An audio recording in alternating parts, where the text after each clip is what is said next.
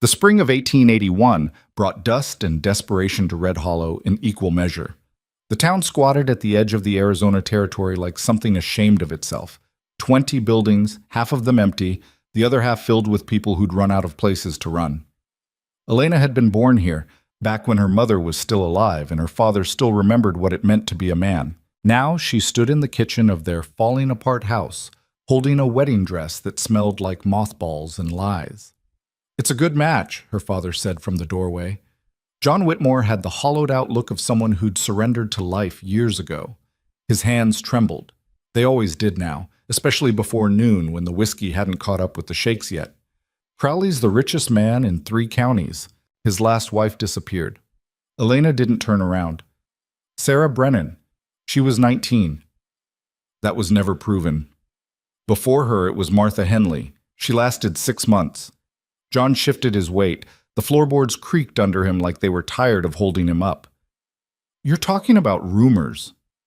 I'm talking about graves nobody can find." Elena finally looked at him. "Tell me you didn't know. Tell me you thought this was actually about marriage." Her father's face went red, then pale. "We're 3 months behind on the mortgage. Crowley owns the bank. He owns half the territory.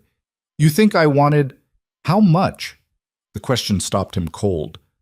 "How much did he pay you to sign me over?" John's mouth worked, but nothing came out for a long moment. When he finally spoke, his voice was barely a whisper. 300, and he cleared the debt. Elena felt something crack inside her chest. Not her heart. That had broken when her mother died 5 years ago. This was different. This was the last piece of hope she'd been carrying around. The stupid, childish belief that maybe her father loved her more than he loved forgetting his failures. "Get out," she said. "Elena? Get out of this house. Get out of my sight. Go find Crowley's money and drink yourself to death with it. You're good at that." John Whitmore left without another word. The door didn't even slam. It just clicked shut, quiet and final, like a coffin lid. Elena stood there holding the dress until her arms started shaking. Then she threw it on the floor and walked out the back door into the late afternoon heat. Red Hollow looked different now, uglier.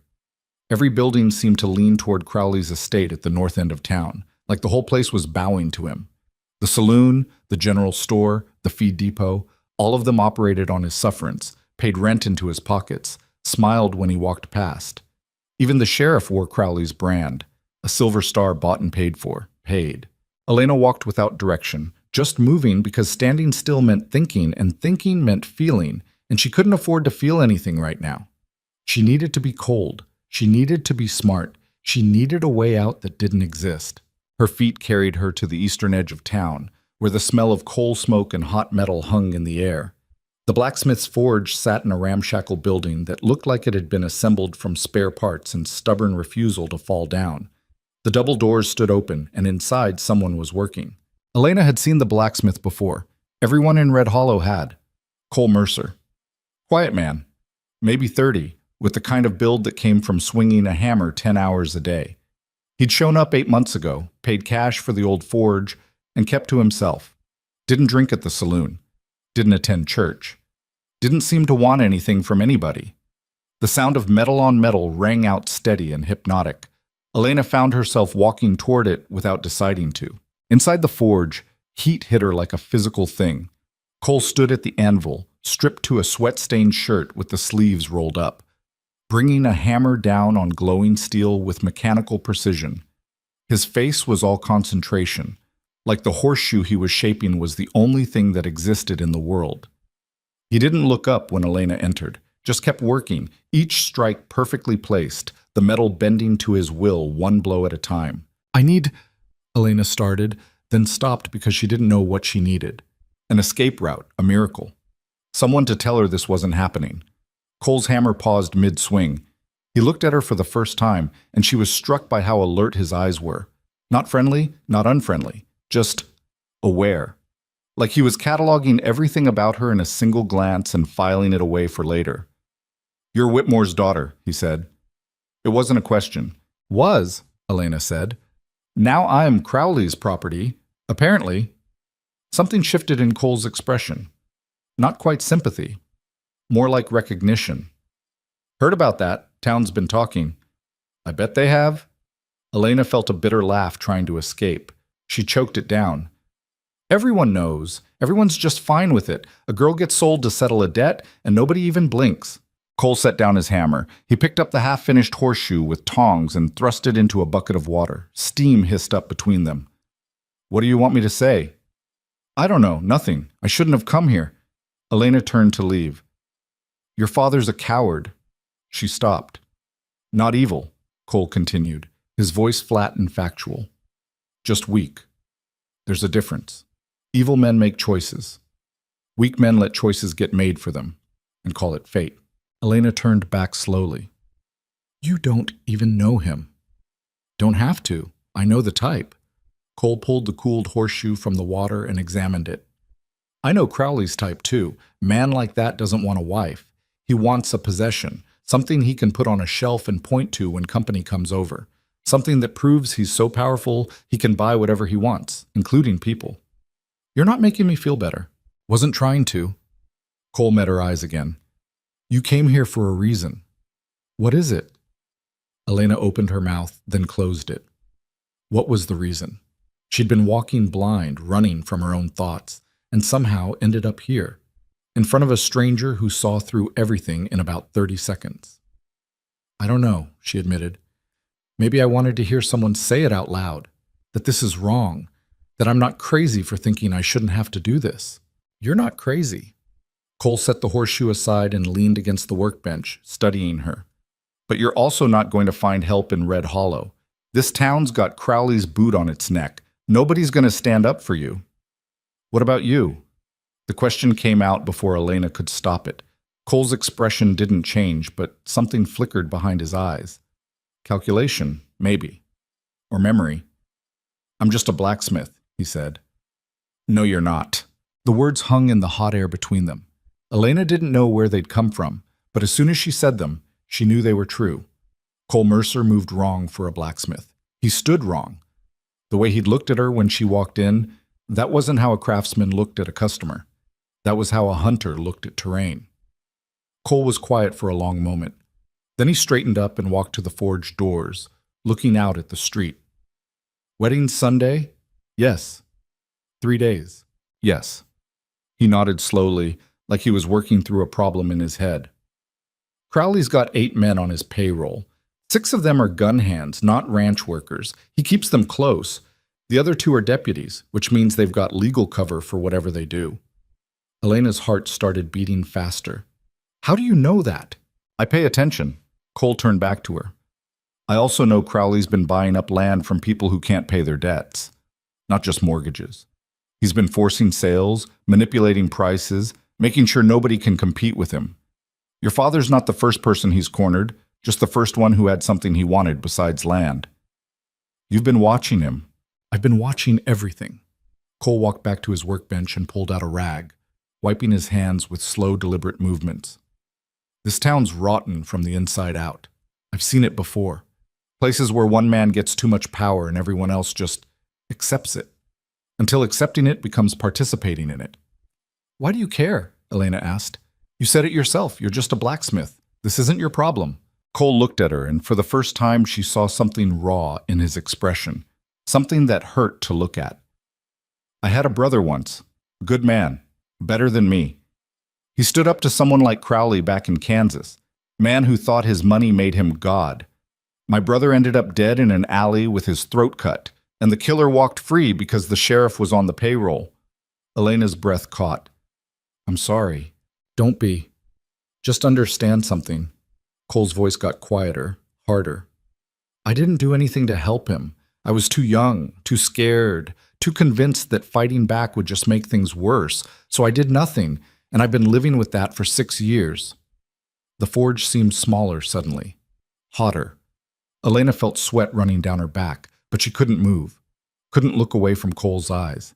I can't promise you safety, he said. I can't promise you success. But if you want to run, if you want to fight back, if you want to do anything besides walk into that church on Sunday and surrender what's left of your life, he paused. I'll help you. Elena felt tears stinging her eyes, but she blinked them back. Crying was for later. Crying was for when this was over, one way or another. Why? Because someone should have helped my brother. Because this town needs to see that Crowley isn't invincible. Because...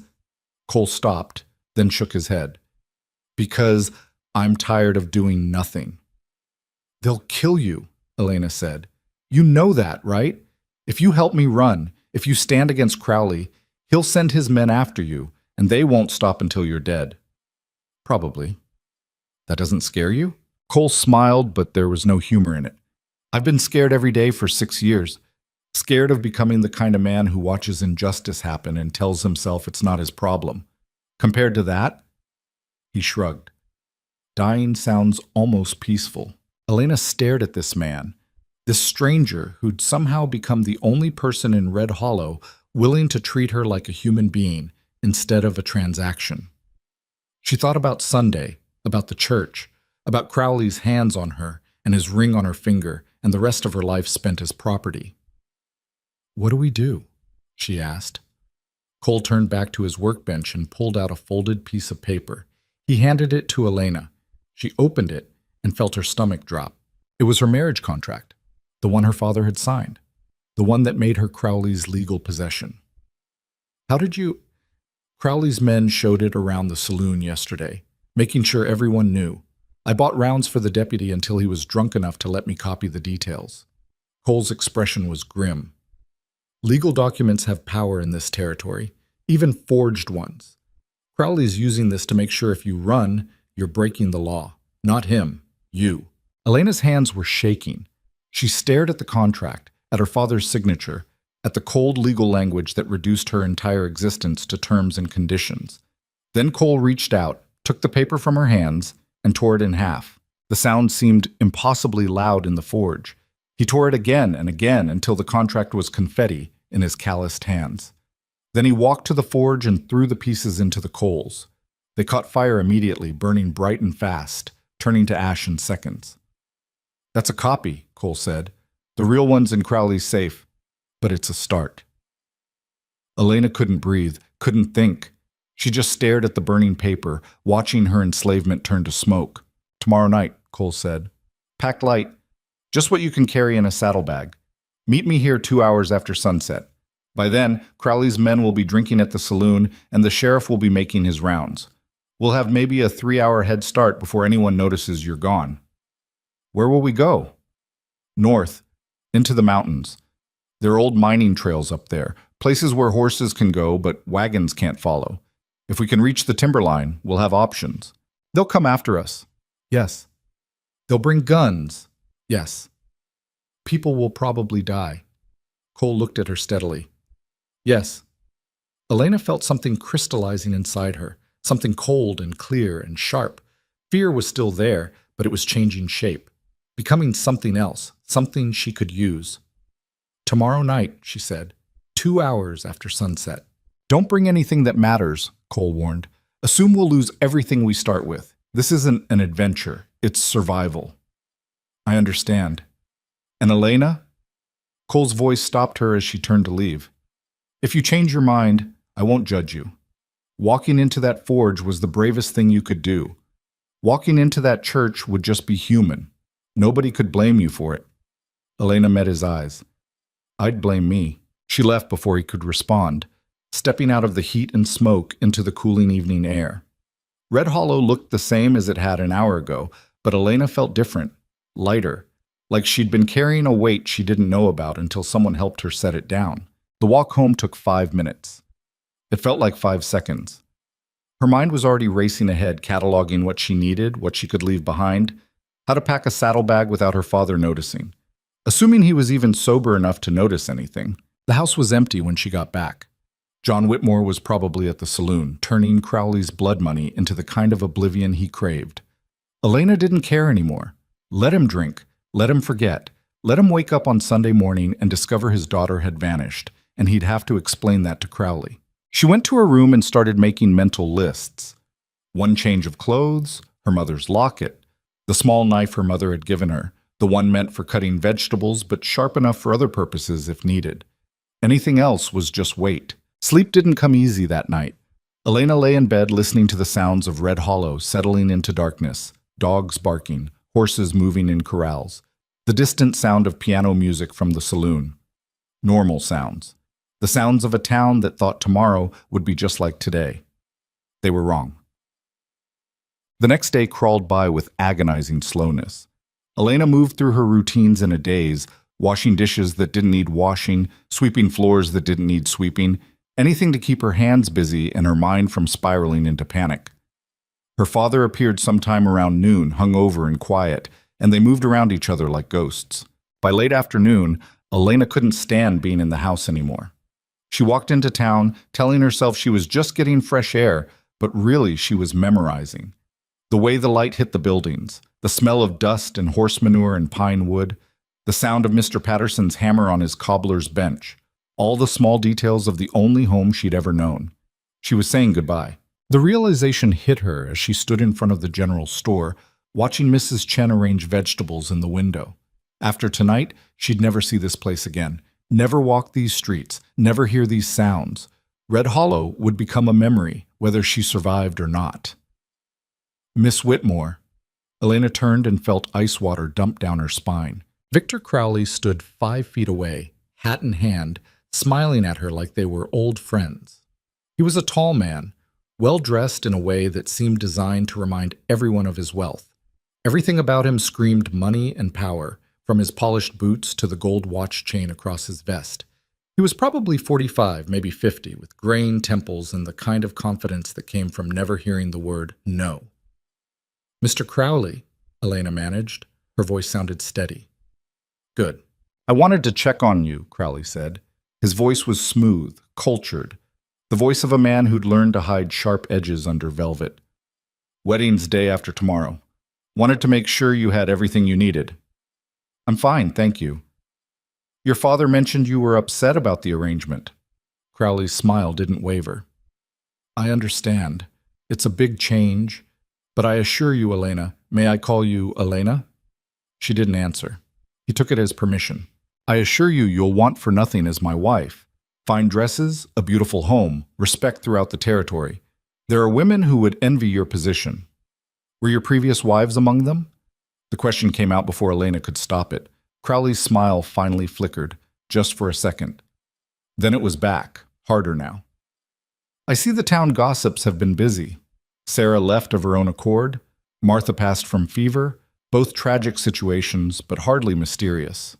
Where did Sarah go?" "I have no idea. She didn't feel compelled to share her plans." Crowley stepped closer. Not threatening exactly, but definitely intentional. "Elena, I'm going to be honest with you. I could have had any woman in 3 counties. I chose you because I believe you have strength, intelligence, fire. Those are qualities I admire. You chose me because my father owed you money. That's how the opportunity arose, yes. But the decision was mine, and it was based on you, not him." Crowley's eyes held hers. "I know this seems frightening now, but give it time. Give us time. I think you'll find I'm not the monster people whisper about." Elena forced herself to hold his gaze, to not look away, to not show the revulsion crawling up her throat. "Is there anything else, Mr. Crowley?" His smile went cold. "Just a reminder. This is a legal contract filed with the territorial court. Breaking it would have consequences. For you and anyone who helped you." There it was, the threat wrapped in silk. "I understand," Elena said. "Good." Crowley put his hat back on. "I'll see you Sunday. Wear the dress I sent. It cost more than your father made in a year." He walked away, and Elena stood there trying not to shake, trying not to run, trying not to scream. The sun was setting when she finally made it back to the house. 2 hours. 2 hours until she met Cole at the forge.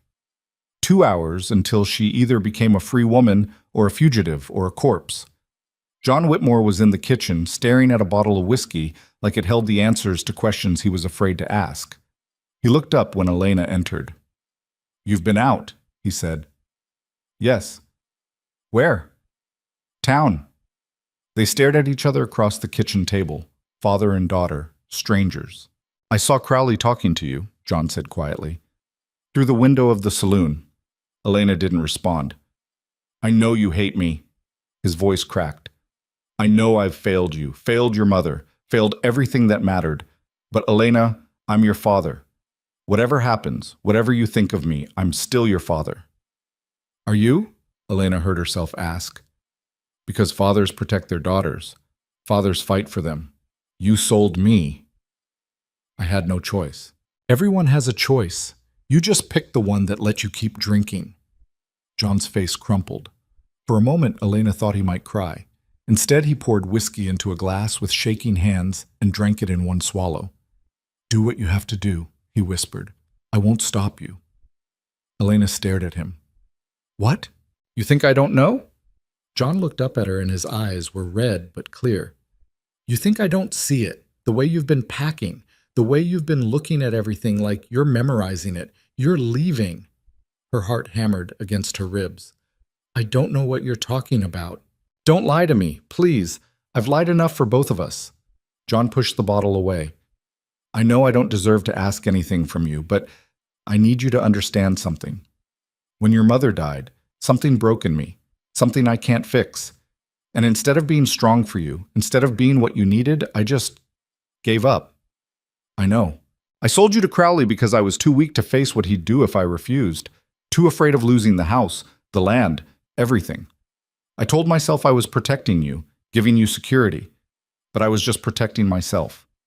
His voice dropped to barely a whisper. I'm sorry, Elena. I'm so sorry. And I know that doesn't fix anything, but it's all I have. Elena felt something tight and hot building in her chest. Not forgiveness. She wasn't ready for that. Maybe she'd never be ready.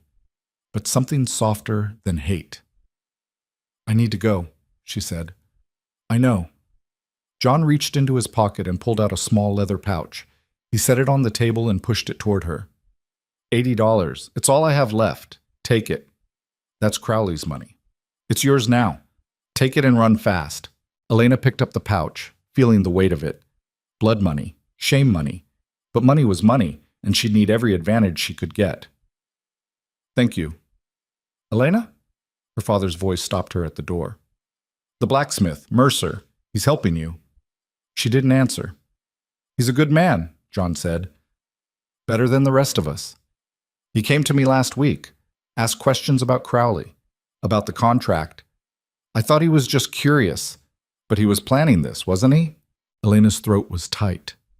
Goodbye, Papa. Be safe. And Elena, don't come back. Whatever happens, don't come back to Red Hollow. There's nothing for you here. She left before the tears could start, walked out of that house for the last time, carrying a saddlebag and $80 and the last words her father would ever speak to her. The forge was dark when she arrived, but Cole was there, leading 2 horses out of a makeshift stable behind the building. Good horses, strong, built for distance, not speed. You came, he said. Did you think I wouldn't? I hoped you would, but hoping and knowing are different things. Cole handed her the reins of a gray mare. Can you ride? Well enough. Good. We've got 20 miles to cover before sunrise, and the terrain's going to get rough. He swung up onto his own horse, a big black gelding that looked like it could run through walls. Once we leave town, we don't stop except to rest the horses. If someone spots us, we run. If they corner us, I know, Elena said. She mounted the mare, feeling the familiar grip of leather and the solid weight of the horse beneath her. I'm ready. Cole looked at her for a long moment, then he nodded. Let's go. They rode out of Red Hollow at a walk, quiet and careful. Just 2 people heading out for an evening ride. Nobody stopped them. Nobody even looked twice. The town was settling into its usual rhythms. Drinks flowing at the saloon, families finishing dinner, kids being called in from playing in the street. Normal. Peaceful. A lie. They reached the edge of town and Cole kicked his horse into a trot, then a canter, then a full gallop. Elena followed, leaning low over her mare's neck, feeling the wind tear at her hair and her heart pound in her chest. Behind them, Red Hollow disappeared into the darkness. Ahead, the mountains rose like a promise, or a threat, or both. And somewhere between the town and the wilderness, Elena Whitmore stopped being someone's daughter, or someone's property, or someone's anything. She was just herself. And for the first time in her life, that was enough. Ungut. They rode through the night like ghosts, following trails that barely existed, Cole navigating by moonlight and instinct. The land rose steadily, badlands giving way to scrub pine and red rock formations that looked like God had gotten angry and thrown mountains at the sky. Elena's body screamed at her after the first hour. Her thighs burned, her back ached, her hands cramped around the reins, but she didn't complain, didn't ask to stop, just kept riding, matching Cole's pace, refusing to be the weak link. Somewhere around midnight, Cole finally pulled his horse to a stop near a creek bed. "We rest here, 20 minutes. Water the horses, stretch your legs." Elena dismounted and immediately regretted it. Her legs nearly buckled. She caught herself on the saddle and stood there for a moment, breathing hard, waiting for her body to remember how to work. "You're doing good," Cole said. He was already loosening his horse's saddle, checking its hooves. Most people would have asked to stop an hour ago. Most people aren't being chased by Victor Crowley's men. Fair point. Cole pulled a canteen from his saddle and tossed it to her. "Drink. Not too much. We've got a long night ahead." The water was warm and tasted like metal, but Elena drank it like it was the finest wine. When she finished, she splashed some on her face and neck, feeling the cool liquid cut through the dust and sweat. "How far have we come?" she asked. "Maybe 15 miles. We're making good time, but they'll be after us by now. Crowley probably sent men to your house around sunset. When they found you gone," Cole checked his rifle, making sure it was loaded. "We've got maybe 3-4 hours before they pick up our trail. Can we stay ahead of them? Depends. These men know the territory as well as I do, maybe better. But they'll be moving in a group, and groups move slower than pairs." He looked at her seriously. "We're not going to outrun them forever, Elena. At some point, there's going to be a confrontation." "I know." "Can you shoot?" Elena hesitated. "I fired a rifle. Hunting. Nothing big. Rabbits, mostly." Cole pulled a revolver from his belt and held it out to her. "Keep this. It's loaded. 6 shots. If anyone gets close to you, aim for the chest and pull the trigger. Don't think. Don't hesitate. Just shoot." The gun was heavier than Elena expected. Colder. She turned it over in her hands, feeling the weight of what it represented.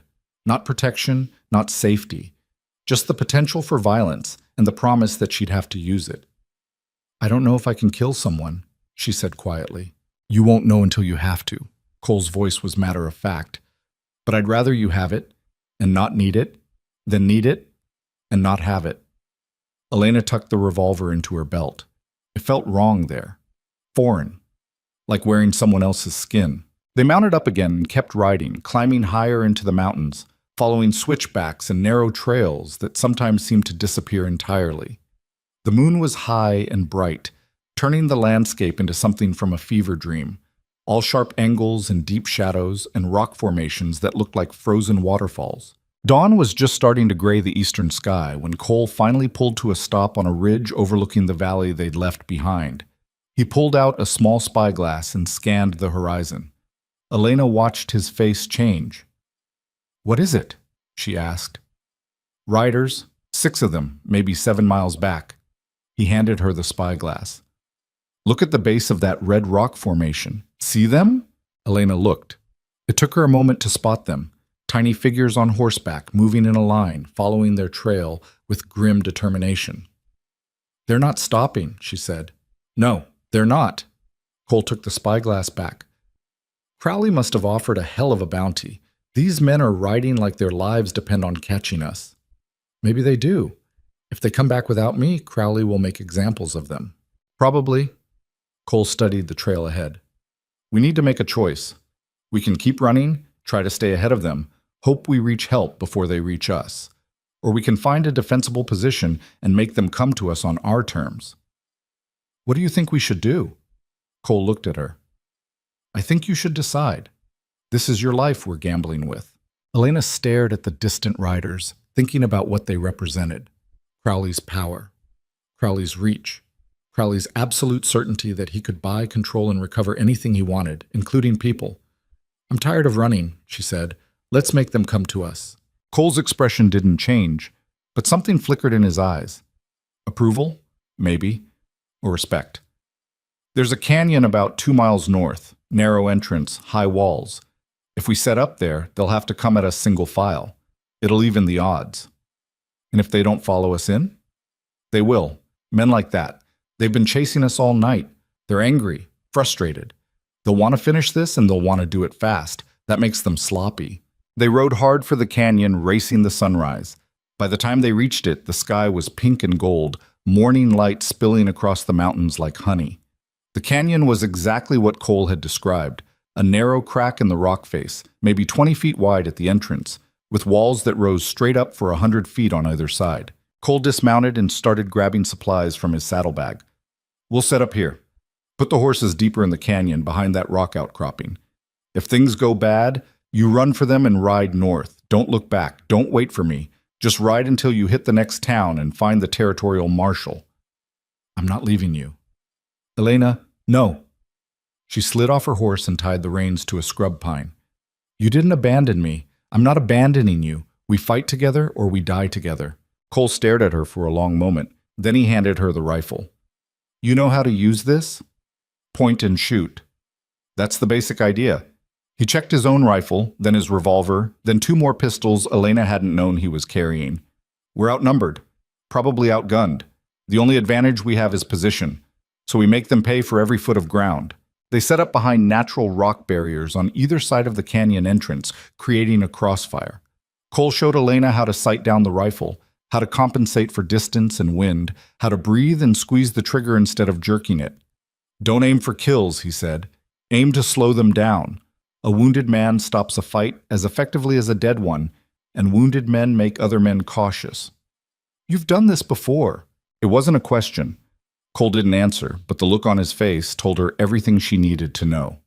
This wasn't his first ambush, wasn't his first fight. Whatever Cole Mercer had been before he came to Red Hollow, Blacksmith wasn't the whole truth. They waited. The sun climbed higher, baking the canyon in dry heat. Elena's hands were sweating on the rifle. Her heart was hammering so hard she could hear it in her ears, louder than the wind, louder than the distant sound of hoofbeats getting closer. They're coming, Cole said quietly. Remember, slow, steady breaths. Don't shoot until I do. And Elena? Yes? Thank you. For what?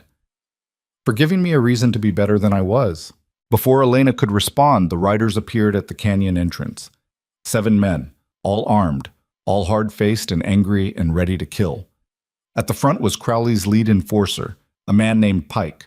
Tall, scarred, with the kind of eyes that enjoyed other people's pain. He pulled his horse to a stop at the canyon mouth and studied the narrow passage ahead. Mercer, he shouted, we know you're in there. Send out the girl and we'll let you ride away. Cole didn't answer. She's contracted property, Pike continued. Legal ownership. You're committing a crime. Bringing her back alive means a pardon for both of you. Making us come get her means lead and rope. Still silence. Pike spat in the dust. Your choice, Blacksmith. Your funeral. He kicked his horse forward. The other riders followed. Cole let them get 20 feet into the canyon. Then he fired. The shot cracked like thunder in the confined space. Pike's horse screamed and reared, throwing him. The riders behind scattered, drawing weapons, shouting. Now! Cole yelled. Elena pulled the trigger. The rifle kicked harder than she expected, slamming into her shoulder, making her ears ring. She didn't know if she hit anything, couldn't see through the sudden smoke.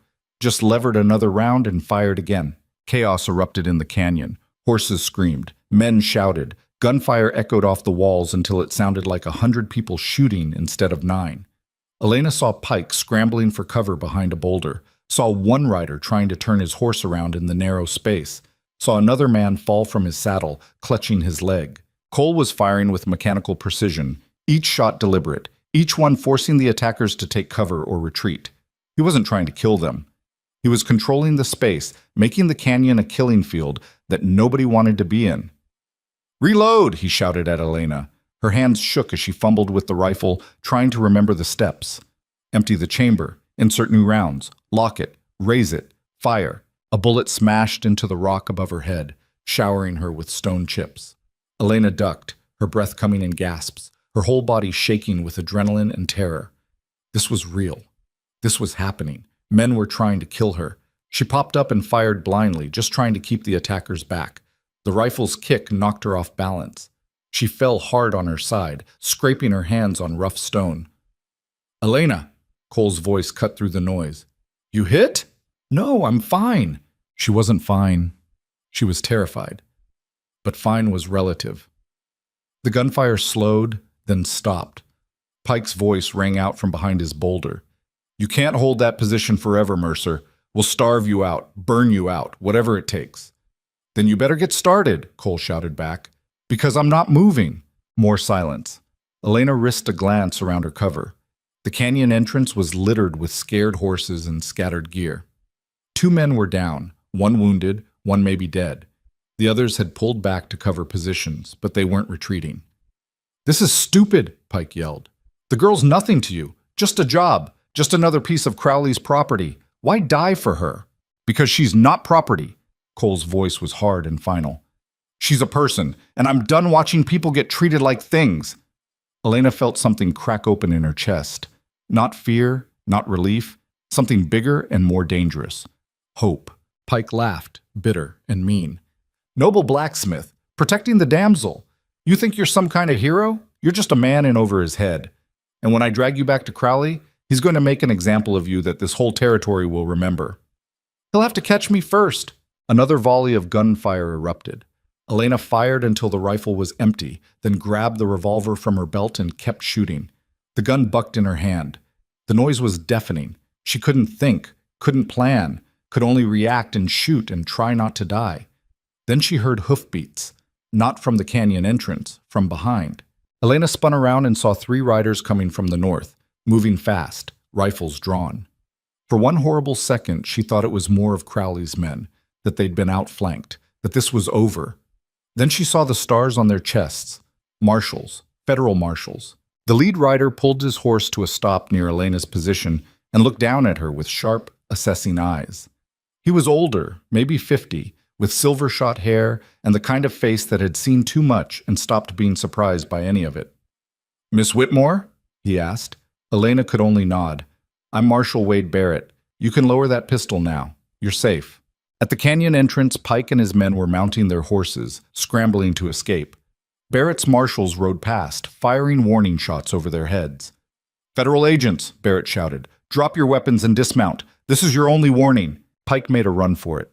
One of Barrett's deputies put a round through his horse's legs. The animal went down screaming. Pike rolled clear, came up running, and made it maybe 10 steps before another deputy tackled him face first into the dirt. The fight went out of Crowley's men after that. They surrendered without further shooting, standing with hands raised while the marshals collected their weapons and tied their wrists. Barrett dismounted and walked over to where Elena sat slumped against the rock, still holding the revolver, still shaking. You hurt? I don't think so. You did good, both of you. Barrett looked over at Cole. You're Mercer, the blacksmith. Yes, sir. We've been watching Crowley for months, waiting for evidence we could use. When you 2 ran, when he sent armed men after you, he finally gave us what we needed. Barrett smiled grimly. Sometimes justice needs a push. You gave it one. Elena felt dizzy. It's over? The running part is. The legal part's just starting. We'll need your testimony against Crowley. Against all of them. But you're free, Miss Whitmore. No forced marriage, no contract. You're nobody's property, but your own. The revolver slipped from Elena's fingers. She put her face in her hands and started crying. Great heaving sobs that came from someplace deeper than fear or relief or exhaustion. Cole sat down beside her, not touching, just present. Solid, real. We made it, he said quietly. Elena looked at him through tears. What happens now? Cole smiled. Now we get to find out. The sun was fully up now, morning light flooding the canyon, burning away the shadows and the fear and the old life Elena had been running from. Ahead, everything was uncertain. But for the first time since her father signed that contract, uncertainty felt like possibility, and possibility felt like freedom. And freedom, Elena realized, was worth every risk they'd taken to reach it. The canyon was still littered with shell casings and blood and the evidence of violence, but beyond it, the mountains stretched north toward futures that hadn't been written yet. Elena stood up, legs shaking, body aching, heart pounding, and walked toward them. The marshal's camp sat in a shallow valley 3 miles from the canyon, hidden behind a stand of cottonwoods that made it invisible from the main trail. Barrett led them there in silence, his deputies flanking Crowley's men like they were moving explosives that might detonate at any moment. Pike rode with his hands bound behind him, blood crusting on his face from where he'd hit the ground, but his eyes never stopped moving, calculating, measuring, looking for any weakness he could exploit. Elena watched him from her horse and felt cold despite the morning heat. Men like Pike didn't stop being dangerous just because you put ropes on them. The camp was sparse but organized, 4 tents, a cook fire, horses picketed in a makeshift corral. 2 more deputies stood guard, and they straightened when Barrett rode in, their hands moving instinctively toward their weapons before they recognized who was approaching. "Secure the prisoners," Barrett ordered. "Double watch. These aren't drunk cowboys. They know what they're doing." The deputies moved efficiently, hauling Crowley's men off their horses and tying them to a heavy oak tree at the edge of camp. Pike went last, and he made eye contact with Elena as they dragged him past. "This isn't over, girl," he said quietly. His voice was calm, almost conversational. "Crowley owns half the territorial government. You think a few marshals scare him? You think he'll let you walk away?" "That's enough," Barrett snapped. Pike smiled. "She knows I'm right. She knows he's coming for her. Maybe not today, maybe not tomorrow, but he's coming." One of the deputies backhanded him across the mouth. Pike spat blood and kept smiling. Elena dismounted on shaking legs and had to grab the saddle to keep from falling. Cole was beside her instantly, steadying her with a hand on her elbow. "I've got you," he said. "I'm fine."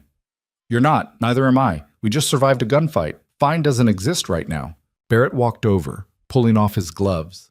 Up close, Elena could see the lines around his eyes, the gray in his stubble, the old scar that ran from his left ear to his jawline.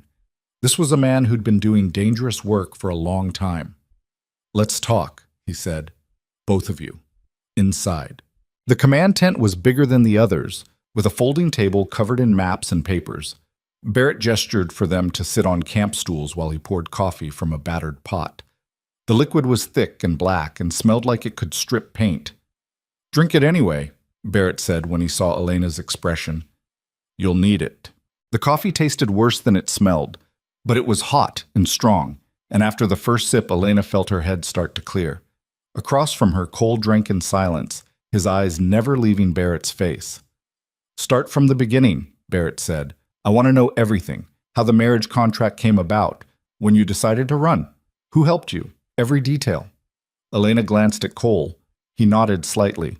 So she told it. Her father's gambling debt. Crowley's offer. The wedding scheduled for Sunday. Meeting Cole at the forge. The decision to run. She left nothing out, even the parts that made her father look weak and herself look desperate. Barrett listened without interrupting, occasionally making notes on a piece of paper. When she finished, he sat back and studied her for a long moment. "Your father signed you over to settle a debt," he said. "That makes the contract a form of debt bondage, which is illegal under federal law." Crowley said it was legal. He filed it with the territorial court. "The territorial court is corrupt," Barrett said flatly. "Judge Morrison's been on Crowley's payroll for 3 years. We've known about it, just couldn't prove it until now." He turned to Cole. "And you, Mercer, where do you fit in this?" Cole set down his coffee cup. "I saw something wrong and tried to fix it. That's not an answer." "It's the only one I've got."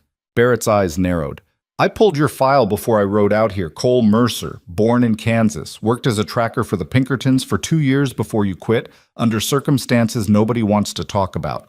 After that, you disappear for 3 years. No records, no employment, nothing. Then you show up in Red Hollow 8 months ago and buy a forge with cash money." He leaned forward. "Where'd you go for those 3 years?" Cole's expression didn't change. "I was finding myself." "That's not an answer either." "It's all you're getting." They stared at each other across the table. Elena could feel the tension building. 2 men sizing each other up, trying to decide if the other was trustworthy or just good at pretending. Finally, Barrett sat back. "I don't care about your past, Mercer. I care about what happens next. You helped a woman escape forced marriage. That's the right thing to do. But you also started a war with the most powerful man in 3 counties, and wars have consequences." "I know," Cole said. "Do you?" "Because Crowley's not going to let this stand. He can't.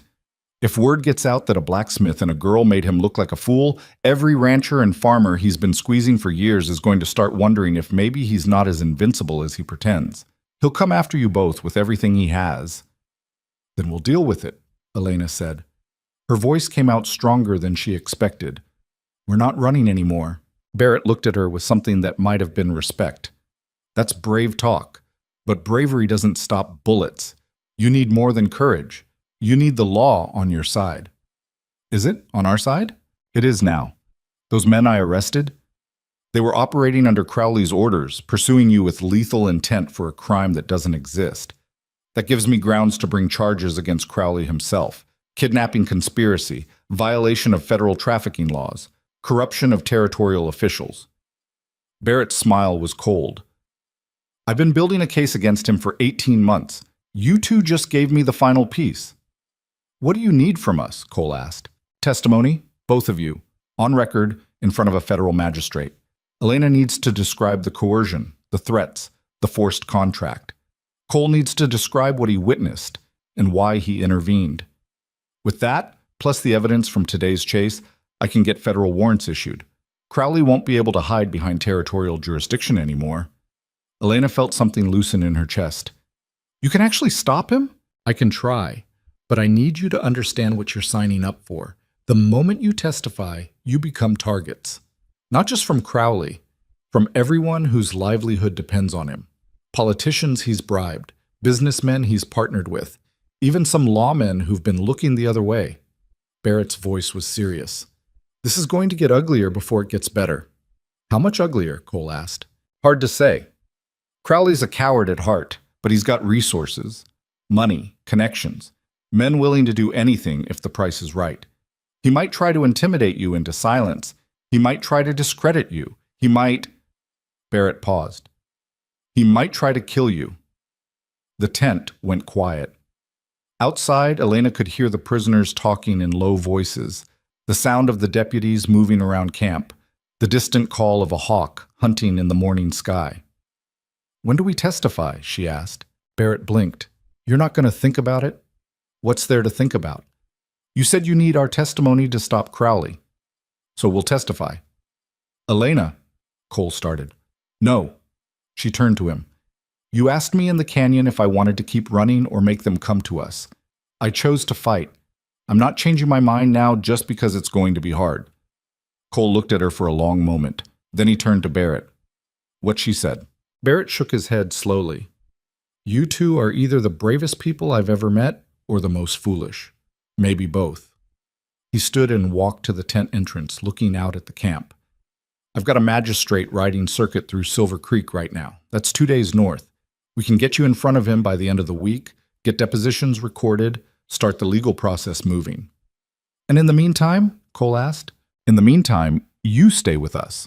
Under federal protection, nobody gets to you without going through my deputies first. Barrett turned back to them. It's not perfect, but it's the best I can offer. Elena stood, her legs still unsteady but holding. Then we accept. Good. There's a spare tent you can use. Get some rest. We'll head out for Silver Creek at first light tomorrow. Barrett paused at the entrance. One more thing.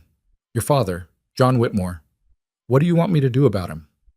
The question hit Elena like cold water. She'd been so focused on escape, on survival, that she hadn't thought about what came after, what happened to her father once the dust settled.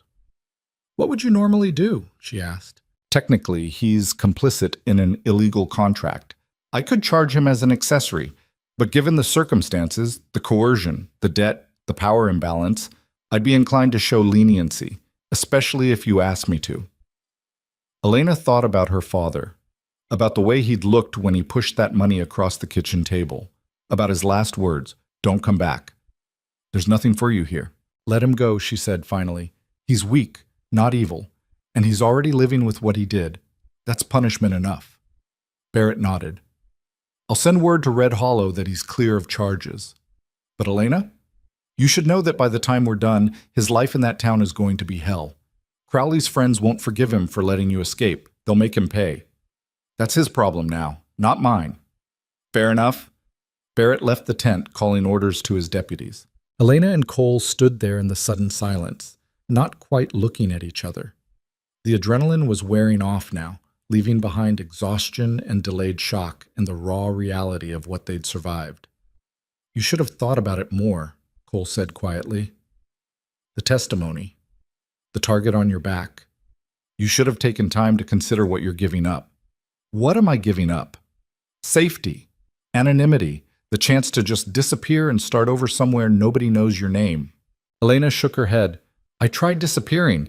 It's called running, and I'm done with it. This is different. This is walking into the fire instead of away from it. Maybe that's what I need to do.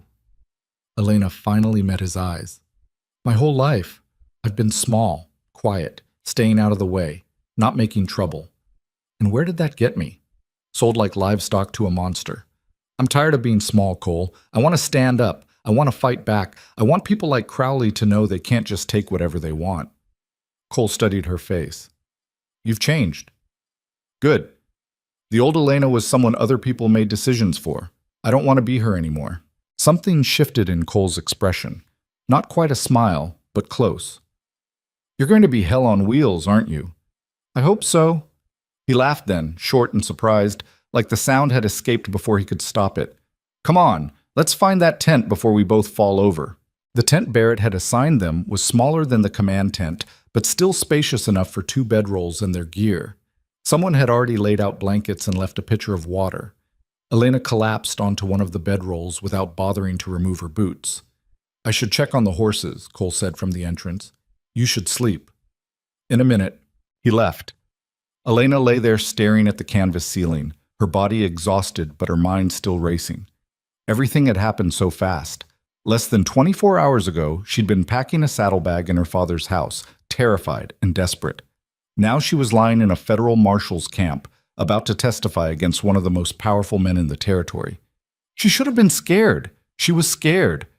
But under the fear was something else, something hard and bright and new. Power. Not the kind Crowley had, built on money and threats and other people's weakness. This was different. This was the power that came from choosing your own path and refusing to be pushed off it. Elena closed her eyes and was asleep in seconds. She woke to the sound of voices arguing outside the tent. For a confused moment, she didn't know where she was. Then memory crashed back and she sat up fast, reaching for the revolver Cole had given her. Telling you, something's wrong, a voice was saying. One of Barrett's deputies. Nobody's that calm about getting arrested. Maybe he's just stupid, another voice replied. Pike's not stupid.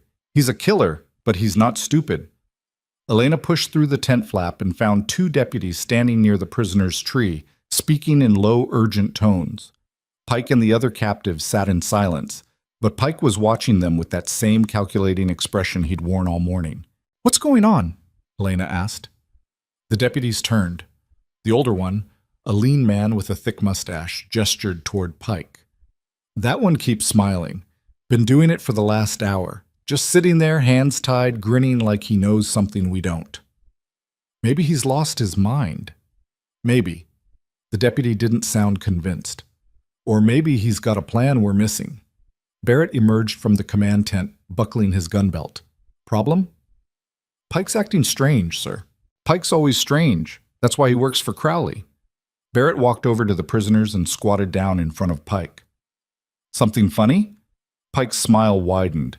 Just appreciating the morning, Marshal. Beautiful day. You're under arrest for attempted kidnapping, assault with intent, and conspiracy to violate federal law. You're looking at 20 years minimum. That funny to you?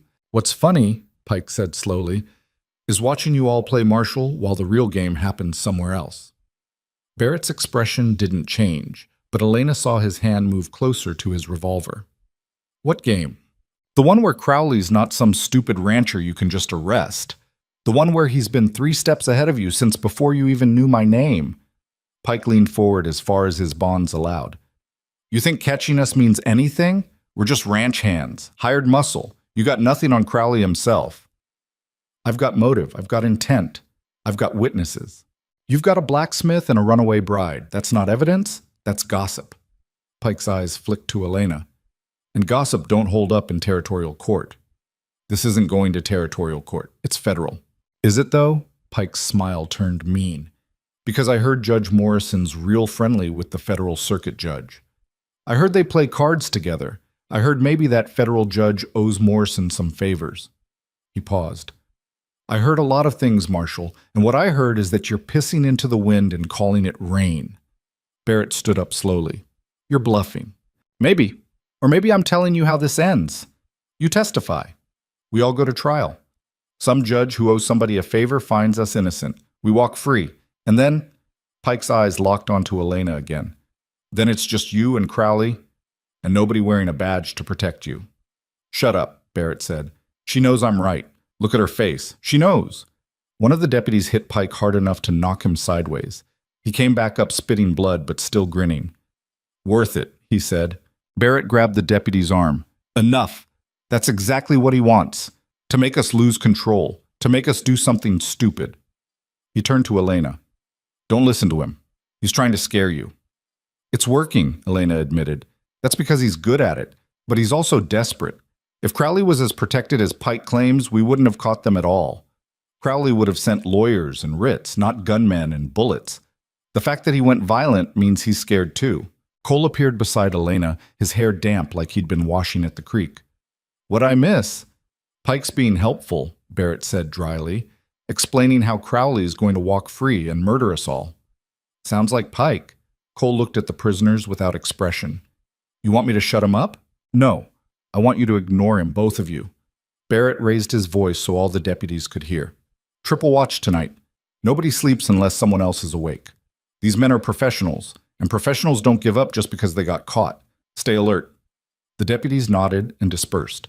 Barrett pulled Elena and Cole aside, walking them away from the prisoners until they were out of earshot. He's trying to get inside your head, Barrett said quietly. Make you doubt. Make you scared. Make you run before you testify. Don't let him. What if he's right? Elena asked. What if Crowley does have connections we don't know about? What if all this is for nothing? Then we fight anyway. Because the alternative is letting men like Crowley do whatever they want and calling it law. Barrett's voice was hard. I've been a marshal for 23 years. I've seen corruption. I've seen power used wrong. And I've learned something important. These men, Crowley, Pike, all of them, they rely on good people giving up. They rely on fear winning. The moment we stop fighting back, they've already won. Pretty speech, Cole said. But speeches don't stop bullets. No. Training stops bullets. Vigilance stops bullets. And having more guns than the other guy stops bullets. Barrett smiled grimly. We've got all three. So let Pike talk. Let him try to scare you. It changes nothing. Elena wanted to believe him. She did believe him. But Pike's words kept circling in her head like vultures. Some judge who owes somebody a favor finds us innocent. We walk free. And then, I'm going to check the perimeter, Cole said. Make sure we don't have any surprises coming. Good idea. Take Henshaw with you. Barrett watched Cole walk away, then turned back to Elena. How are you holding up? Honestly. I don't know.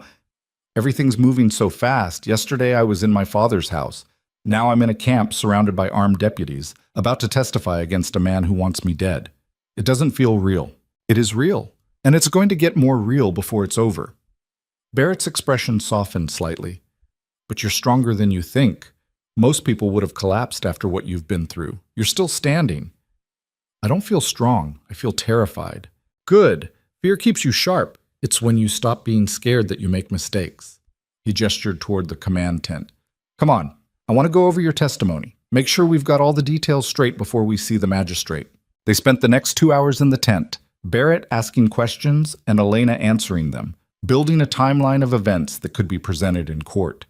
It was exhausting work, dredging up every humiliating detail of her father's weakness and Crowley's predation. But Barrett was patient and methodical, never judging, just collecting facts. This is good, he said finally, setting down his pen. Detailed, specific. This kind of testimony is hard to discredit, unless the judge doesn't want to hear it. Elena. Barrett waited until she met his eyes. I know Pike got in your head, but you need to understand something. The federal judiciary isn't perfect, but it's not completely corrupt either. There are still honest judges out there. Still people who believe the law means something. And the magistrate we're seeing in Silver Creek, Cornelius Webb, he's one of them. Old school, by the book. If you testify in front of him, he'll listen. You're sure? As sure as I can be about anything. Barrett stood and stretched. Get some rest. We've got a long ride tomorrow. Elena left the tent and found the camp settling into evening routines. Someone had started a cook fire. The smell of salt pork and beans drifted through the air, making her stomach growl. She realized she hadn't eaten since yesterday. Cole was sitting near the fire, sharpening his knife with long, practiced strokes. He looked up when Elena approached and gestured to the space beside him. "Food's almost ready," he said. "Not good, but edible." Elena sat, watching the flames dance. "Pike was trying to scare us. I know. He might have succeeded. I know that too." Cole tested the knife's edge with his thumb, then kept sharpening. "But being scared doesn't mean he's right. It just means he's good at his job. What if Crowley does have judges on his payroll? What if this whole thing is just theater?" Cole was quiet for a moment, the rasp of stone on steel the only sound between them. "Then we deal with it. We find another way. We don't quit just because the first path might be blocked." "You make it sound simple." "It is simple. Not easy, but simple." He looked at her. "You asked me once why I was helping you. I never gave you a real answer. You said you were tired of doing nothing. That's part of it, but there's more." Cole set down the knife and whetstone. "My brother didn't just stand up to a corrupt man. He stood up for someone who couldn't stand up for themselves. A Mexican family that was being forced off their land. He died protecting them. And I watched it happen from across the street because I was too much of a coward to help him." Elena felt her throat tighten. "You were young. I was old enough to know better, old enough to choose, and I chose wrong." His voice was flat, factual, like he was describing weather. "So when I saw you in that forge, when I saw what was happening to you, I had a choice again. Do nothing and live with it, or do something and risk dying for it. And I realized something. Living with doing nothing is worse than dying trying to do something right. That's why you tore up the contract. That's why I tore up the contract. That's why I helped you run. That's why I'm sitting here right now, knowing Crowley is probably going to try to kill us both, and not regretting any of it." He picked up his knife again. "Fear's not the problem, Elena. Letting fear make your decisions for you is the problem." Elena watched the fire, thinking about choices and fear and the difference between the two. Pike had tried to make her afraid, and he'd succeeded. But Cole was right. Being afraid didn't mean giving up. It just meant understanding the stakes. "Thank you," she said quietly. "For what?" "For not treating me like I'm breakable, for expecting me to be strong enough to handle the truth." Cole smiled slightly. "You charged into gunfire with a revolver you barely knew how to use. I think you proved you're not breakable." One of the deputies called that food was ready. They ate in silence, the salt pork tough and the beans underseasoned, but Elena was too hungry to care. Around them, the camp settled into night watch routines, deputies taking positions, checking weapons, maintaining the careful vigilance that kept dangerous men contained and innocent people alive. Later, lying in her bedroll with Cole on the other side of the tent, Elena stared at the darkness and tried to imagine what tomorrow would bring. The ride to Silver Creek, the magistrate's office, the moment when she'd have to stand up and tell the truth about what Crowley had tried to do to her. Pike's words kept echoing. "Some judge who owes somebody a favor finds us innocent. We walk free." But then she heard Cole's voice too. "Living with doing nothing is worse than dying trying to do something right." Elena closed her eyes and made a choice. Not about whether to be afraid, that wasn't optional, but about what she'd do with that fear. She'd use it, channel it, let it make her sharp instead of paralyzed. Tomorrow she'd testify, and whatever came after that, she'd face it standing up instead of on her knees. Outside, an owl called in the darkness. The fire crackled low. Guards paced their circuits, and Elena slept, dreaming of nothing at all. Morning came cold and gray, the sun hidden behind clouds that promised rain but never delivered. Barrett had them up before dawn, breaking camp with military efficiency. The prisoners were loaded onto horses with their hands bound and legs tied to stirrups, unable to run but able to ride. Pike glared at Elena as they secured him, but he didn't speak. He didn't have to. His eyes said everything. This isn't over. They rode north in a column, Barrett at the front, deputies flanking the prisoners, Elena and Cole bringing up the rear. The landscape changed as they climbed higher into mountain country, badlands giving way to pine forests and rocky outcroppings. The air smelled different up here. Cleaner, colder. How far to Silver Creek? Elena asked. 12 miles, Barrett called back. We'll be there by afternoon if the weather holds. Barrett does. The weather didn't hold. Around mid-morning, the clouds opened up and rain came down in cold sheets, turning the trail into mud and soaking them all to the skin. Elena hunched in her saddle, water running down her neck, and tried not to think about how miserable she was. Could be worse, Cole said beside her. How? Could be snowing. Elena laughed despite herself. That's your idea of optimism? I'm a realist. Optimists expect things to get better. Realists just appreciate when they're not actively getting worse. The rain continued for 2 hours before finally easing to a drizzle. By then, Elena was shivering so hard her teeth chattered. Barrett called a halt at a shallow cave formation and ordered fires lit. Warm up, he said. We'll wait out the worst of it. The deputies built fires deep in the cave where the rain couldn't reach. Elena huddled near one, holding her hands toward the flames, trying to remember what being warm felt like. Cole sat beside her, water dripping from his hat brim. You know the really stupid thing? Elena said. This time yesterday, I thought the worst was over. We'd been rescued. The marshals had us. I actually thought we were safe. We are safer than we were. Are we? Or are we just in a different kind of danger? Cole was quiet for a moment. Both, probably, but that's life in the territory. Nothing's ever completely safe. You just pick which danger you can live with and hope you chose right. One of the prisoners, not Pike, but a younger man with a scar across his cheek, spoke up from where he sat near the cave entrance. You're both dead, you know that? Crowley's not going to let this stand. He's going to hunt you until you're in the ground. Shut up, Reese, the deputy snapped. I'm just saying what everyone's thinking. Marshall can protect them for now, but what about later? What about next month, next year? Crowley's patient. He'll wait. And when their guard finally drops... I said shut up. Reese smiled. Just trying to be helpful. Barrett walked over and squatted in front of Reese. You're helpful when I ask you to be helpful. Otherwise, you're quiet. Understand? Yes, Sir Marshal. Quiet as a mouse. But the damage was done. Elena could feel doubt creeping back in, cold and insidious as the rain outside. Reese was right. Even if they testified, even if Crowley was arrested, what came after? The territory was vast and empty. Law enforcement was spread thin. A man with resources could hire killers who'd track her for months, waiting for the perfect moment. Stop, Cole said quietly. Stop what? Spiraling. I can see it in your face. You're catastrophizing. They're right, though. We can't hide forever. No. But we can fight, and we can win, and we can build something better than what we're running from. Cole's voice was steady. You want guarantees? There aren't any. Life doesn't work that way. But giving up because you're scared of what might happen means Crowley wins without ever having to fight you. That what you want? Elena looked at him. At this man who'd risked everything to help a stranger, who'd stood beside her in a canyon when the bullets started flying, who believed she was strong enough to survive what was coming even when she didn't believe it herself. No, she said, that's not what I want. Then stop listening to prisoners trying to break your spirit and start listening to yourself. The rain finally stopped an hour later. They mounted up and continued north, the trail muddy but passable. Elena rode in silence, watching the landscape change, trying to find that strength Cole seemed so certain she possessed.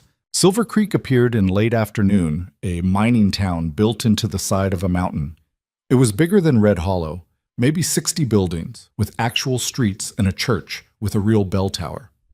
The federal courthouse sat at the center of town, a solid brick building that looked like it had been transported from somewhere back east and dropped into the wilderness by accident. Barrett led them straight there, through streets full of curious onlookers who watched the column of riders with the kind of interest that meant gossip would be spreading before they even dismounted. Elena tried to ignore the stares, the pointing, the whispered conversations.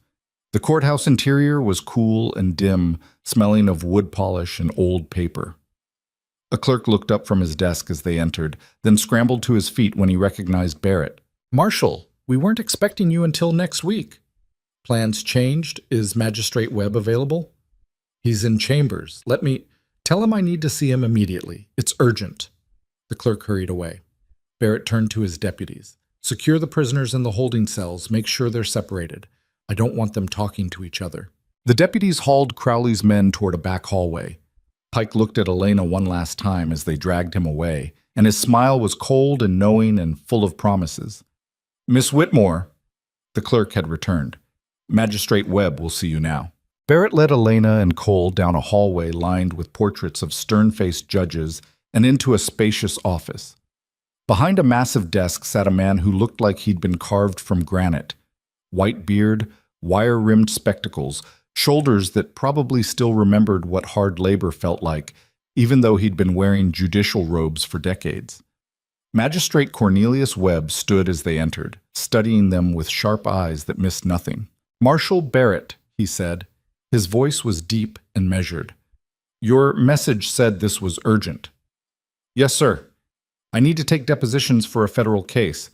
Possible trafficking, coercion, corruption of territorial officials." Webb's eyebrows rose. "That's quite an accusation. Who's being accused?" "Victor Crowley." The magistrate sat down slowly. "I see. And these are your witnesses?" "Elena Whitmore and Cole Mercer. They have first-hand knowledge of Crowley's operations." Webb gestured to chairs in front of his desk. "Sit. Tell me everything." Elena sat and felt the weight of the moment settle on her shoulders. This was it. This was where she either stopped Crowley or failed trying, where she either found her voice or let fear silence her one more time. She took a breath and started talking. The words came easier than Elena expected. Maybe because she'd already told the story to Barrett, or maybe because Magistrate Webb had the kind of face that made lying seem impossible. She described her father's debt, Crowley's offer, the contract that turned her into property. Webb listened without interrupting, occasionally making notes, his expression unchanging. When she finished, he set down his pen and studied her over his spectacles. "And you're prepared to testify to all of this under oath?" he asked. "Yes, sir. You understand that Victor Crowley will have attorneys, good ones. They'll try to discredit you. They'll suggest you're lying, that you're a runaway seeking attention, that this was all a misunderstanding." "Let them try," Elena said. Her voice was steady. "I know what happened. I know what he tried to do. And I'm not going to pretend otherwise just because it's uncomfortable." Something shifted in Webb's expression. Not quite approval, but close. He turned to Cole. "And you, Mr. Mercer, what's your role in this?" Cole described what he'd witnessed in Red Hollow, the forced contract, the armed men sent after them, the chase through the wilderness. He kept it factual, stripped of emotion, like he was reporting on someone else's life. Webb listened, then sat back in his chair with a heavy sigh. "I've heard rumors about Crowley for years. Nothing concrete, nothing actionable. But this," he gestured at his notes, "this changes everything. Marshal Barrett, you're requesting federal warrants?" "Yes, sir. For Crowley and anyone who aided him in this scheme. That includes Judge Morrison in Red Hollow, Sheriff Tully, and at least 4 other men we've identified as being on Crowley's payroll. That's a significant operation. You're talking about dismantling an entire corrupt network." "I'm talking about enforcing the law," Barrett said flatly, "regardless of who's violated it." Webb nodded slowly. "I'll need to review the depositions, consult with the territorial attorney, but preliminarily, I see grounds for arrest warrants on multiple charges." He looked at Elena. "Miss Whitmore, I want you to understand something. The moment I issue these warrants, you become a material witness in a federal case. That means you'll need to remain available for testimony. It also means you'll be a target for anyone who wants this case to disappear." "I understand. Do you? Because material witnesses have died before, had accidents, disappeared. Men like Crowley don't fight fair and they don't forgive easily." Elena met his eyes. "I'm already a target, magistrate. At least this way I'm fighting back." Webb studied her for a long moment, then turned to Barrett. "How soon can you serve the warrants?" "Give me 2 days. I'll take a full detail back to Red Hollow and arrest everyone simultaneously. That way they can't warn each other or destroy evidence." "Approved. I'll have the warrants ready by morning." Webb stood, signaling the meeting was over. "Miss Whitmore, Mr. Mercer, you'll remain in Silver Creek under federal protection until the arrests are completed. Marshal Barrett will arrange accommodations." They left the courthouse as evening was falling over Silver Creek. The streets had emptied, shops closing for the night, lamps being lit in windows. Elena felt hollowed out, like she'd spent the last hour bleeding words instead of speaking them. "You did good in there," Barrett said as they walked toward the town's only hotel. Webb's a tough audience. He doesn't give approval easily. What happens now? Cole asked. Now I send deputies back to Red Hollow to keep watch on Crowley and his people. Make sure nobody runs before we can arrest them. Meanwhile, you two stay here, out of sight, until this is resolved. How long will that take? Hard to say. Few days at minimum. Could be longer if Crowley fights extradition or tries to tie things up in legal knots. Barrett stopped in front of the hotel, a two-story building that had seen better days. I've arranged rooms for you, second floor, facing the street. My deputies will be stationed downstairs and outside. Nobody gets to you without going through us first. Elena looked up at the hotel, at the yellowed curtains in the windows and the paint peeling from the doorframe. It looked tired, worn down by time and weather, and too many people passing through without caring enough to maintain it.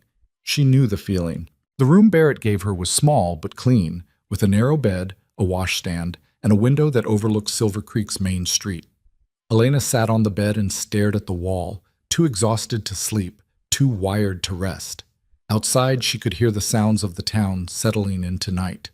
Footsteps, voices, the distant sound of piano music from a saloon somewhere.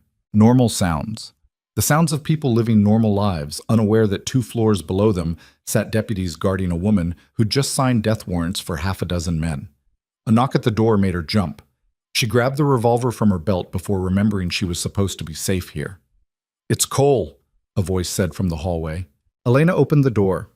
Cole stood there holding 2 plates of food. Thought you might be hungry. Kitchen was closing, but I convinced them to make us something. The food was simple. Bread, cheese, cold chicken, but Elena's stomach growled at the sight of it. She let Cole in, and they ate sitting on the floor with their backs against the wall, plates balanced on their knees. Weird, isn't it? Cole said after a while. Being inside, having walls, having guards protecting us instead of chasing us. Feels temporary. It is temporary. Everything is. He took a bite of bread. But temporary doesn't mean worthless. Elena looked at him.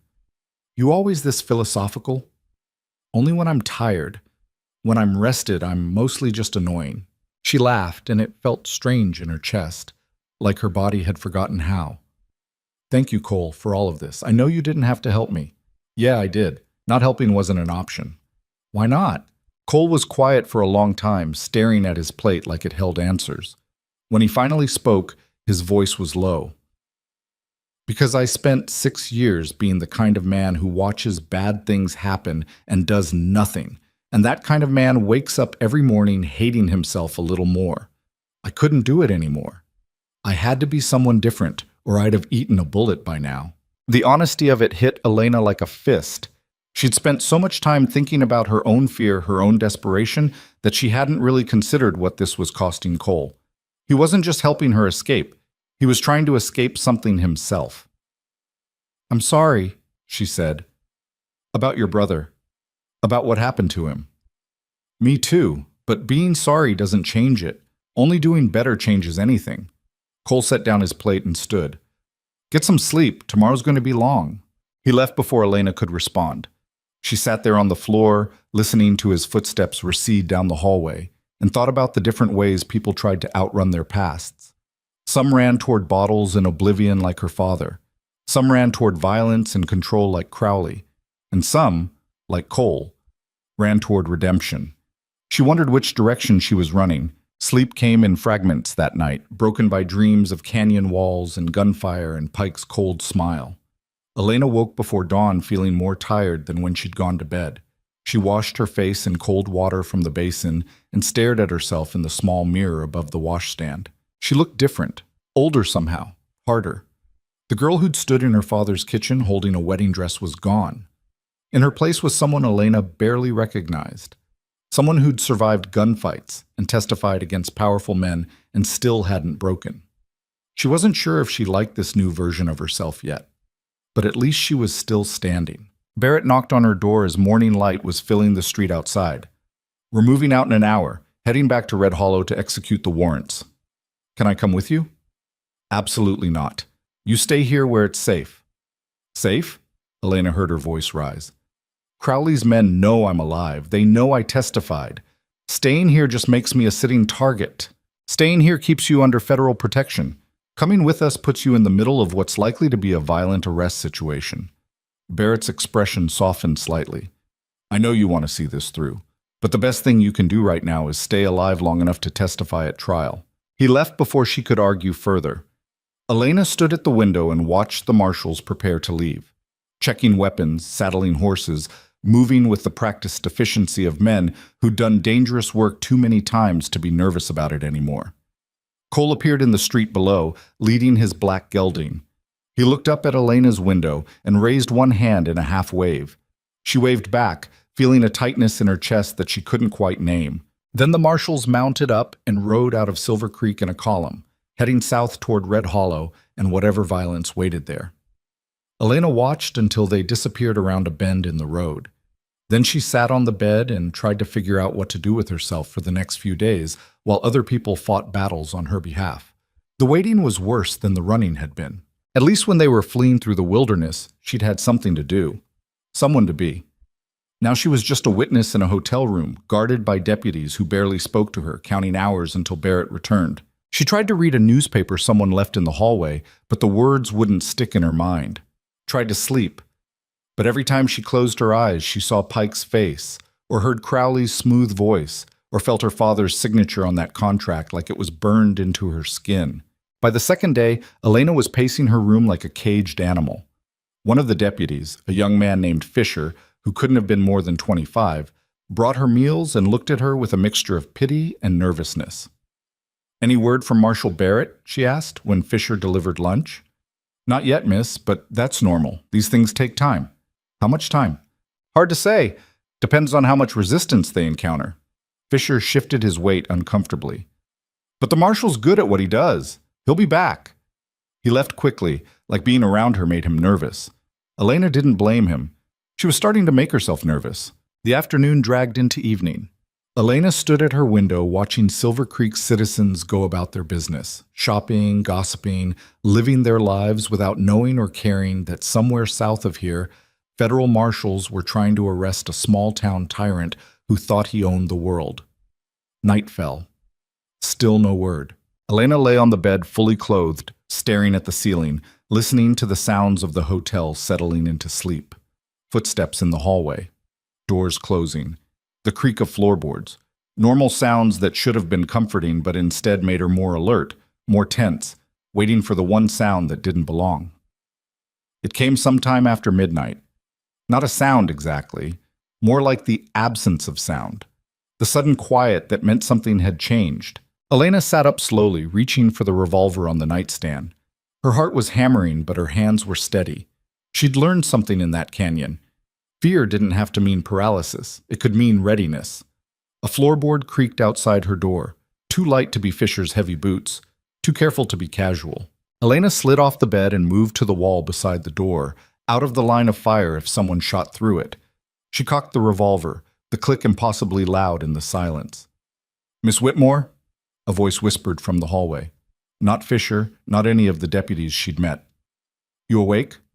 Elena didn't answer, didn't move, just waited. "I know you're in there.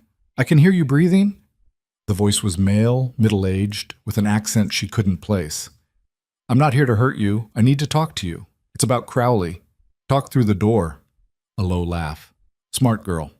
Okay. Through the door. My name's David Chen. I'm a banker in Red Hollow, or I was, until Crowley decided he wanted my bank for himself." Elena's mind raced. Chen. The same last name as the woman who ran the general store. Family, probably. "What do you want?" "To warn you. Crowley knows about the warrants. Someone in the magistrate's office tipped him off. He's not in Red Hollow anymore. He ran." Ice water dumped down Elena's spine. "You're lying." "I wish I was. But I saw him leave 2 nights ago. Him and a dozen men, all armed, heading north. They're coming here, Miss Whitmore. They're coming for you." The marshals, Erschöpft, rode into a trap. Crowley left enough men behind to make it look like he was still there, then slipped out the back door. By the time Barrett figures out he's gone, it'll be too late. Chen's voice dropped lower. "You need to run, right now, before Crowley gets here." Elena's throat was tight. "Why should I believe you?" Because if I was working for Crowley, you'd already be dead. I'd have kicked in this door and shot you through the window. I'm trying to save your life." "Why?" "Because Crowley destroyed my family's business, ruined my reputation, drove my brother to drink himself to death. And because I'm tired of watching him win." Footsteps retreated down the hallway. "There's a back staircase at the end of the hall. Takes you to the alley behind the hotel. There's a horse tied there. Not much, but it'll get you out of town. Ride north into the high country and don't stop until you hit Copper Ridge." "Wait." But Chen was already gone, his footsteps fading into silence. Elena stood frozen, her mind spinning. Was he telling the truth? Or was this exactly what Crowley wanted? To scare her into running so his men could catch her alone on the trail? She couldn't know, and not knowing meant choosing. Stay and hope Chen was lying. Run and hope he wasn't. Elena thought about Pike's words in the canyon. Crowley's patient. He'll wait. Thought about Barrett's confidence that the warrants would work. Thought about Cole riding south toward a trap he didn't know existed. She made her decision. Elena grabbed her saddlebag and the few belongings she had. Checked the revolver cylinder, still loaded, 5 rounds left. Opened the door and looked both ways down the hallway. Empty. Too empty. Where were the deputies? Fisher was supposed to be on watch. Someone was always supposed to be on watch. Elena moved quickly down the hallway toward the back staircase Chen had mentioned. Her boots were too loud on the wooden floor. Every shadow looked like an ambush. Every closed door like it might burst open and spill armed men into the hallway. The back staircase was narrow and dark, smelling of old wood and mildew. Elena descended carefully, one hand on the wall, the other holding the revolver. The door at the bottom opened onto an alley, and tied to a post was a horse, just like Chen had said. A brown mare, saddled and ready. Elena approached slowly, scanning the alley, the rooftops, the dark windows overlooking the space. Nothing moved. No one shouted. No gunfire erupted. She untied the horse and swung into the saddle, her body protesting after 2 days of inactivity. The mare shifted beneath her, nervous but manageable. Elena kicked the horse into motion and rode out of the alley into Silver Creek's empty streets. Behind her, the hotel stood dark and silent. In front of her, the trail north disappeared into mountain darkness. And somewhere between here and safety, Elena Whitmore stopped being a protected witness and became a fugitive again. The ride north was nightmare-made geography. Elena pushed the mare hard, following trails by moonlight, trusting the horse's instincts more than her own failing sense of direction. Every sound made her flinch. Every shadow could have been Crowley's men closing in. She didn't know if Chen had been telling the truth. Didn't know if she'd just escaped a trap or ridden straight into one. All she knew was that staying in that hotel had felt wrong in a way she couldn't ignore. Dawn found her high in the mountains, exhausted and lost, the mare stumbling with fatigue. Elena pulled to a stop near a creek and dismounted on shaking legs. The horse drank gratefully while Elena splashed cold water on her face and tried to think. Copper Ridge. Chen had said to ride for Copper Ridge, but Elena had no idea where that was, or how far she'd come, or whether she was even heading in the right direction. She was about to remount when she heard it. Hoofbeats. Multiple horses. Coming fast from the south. Elena grabbed the mare's reins and pulled her into a stand of pine trees, hand over the horse's nose to keep her quiet. Through the branches, she watched 3 riders appear on the trail below. Not marshals, not deputies. Crowley's men. She recognized 2 of them from Red Hollow. Hard-faced ranch hands who spent more time practicing with guns than ropes. They pulled to a stop near the creek, scanning the area. One of them dismounted and studied the muddy ground. "Fresh tracks," he called to the others. "Can't be more than 20 minutes ahead." "How do you know it's her?" "Single rider, light horse, moving fast and sloppy. Who else would it be?" The tracker remounted. "She's heading for the high passes, probably trying to reach Copper Ridge." "Good. The boss said if she runs for Copper Ridge, we've got her. There's only one trail through the passes, and it's a dead end if you don't know the territory." They kicked their horses forward, following Elena's trail with grim determination. Elena waited until they were out of sight, then moved deeper into the trees, her mind racing. They knew where she was going. They knew the trail was a trap, which meant Chen had either betrayed her or been forced to give false information. Either way, she couldn't go to Copper Ridge. Elena turned the mare west, away from the trail, into virgin forest where no path existed. It would be harder, slower, but at least it wouldn't lead her straight into Crowley's arms. She rode through the morning, fighting through underbrush and deadfall, the mare struggling over terrain that wasn't meant for horses. Elena's arms were scratched bloody from branches. Her legs ached from gripping the saddle, but she kept moving because stopping meant dying. By noon, she'd reached a ridge overlooking a valley she didn't recognize. Smoke rose from a cluster of buildings far below. Too big to be a ranch, too small to be a proper town. Maybe a mining camp or a lumber operation. Elena studied it, trying to decide if riding toward people was safer than staying alone in the wilderness. Before she could choose, she heard voices behind her. There! Elena spun the mare around and saw riders emerging from the trees. Not 3 this time. 7. All armed. All focused on her with the kind of intensity that meant they'd been hunting too long to give up now. Pike was in the lead, his face still bruised from the marshal's capture, his eyes bright with malice. "End of the line, girl," he called out. "Nowhere left to run." Elena kicked the mare hard. The horse lunged forward down the ridge, hooves skidding on loose rock, nearly falling twice. Behind her, the riders gave chase, closing the distance with better horses and better knowledge of the terrain. She burst out of the trees into a clearing and pulled up short. Ahead of her was a cliff. Sheer drop, maybe 200 feet, with nothing but rocks and death at the bottom. Behind her, Pike and his men were spreading out in a semicircle, cutting off escape.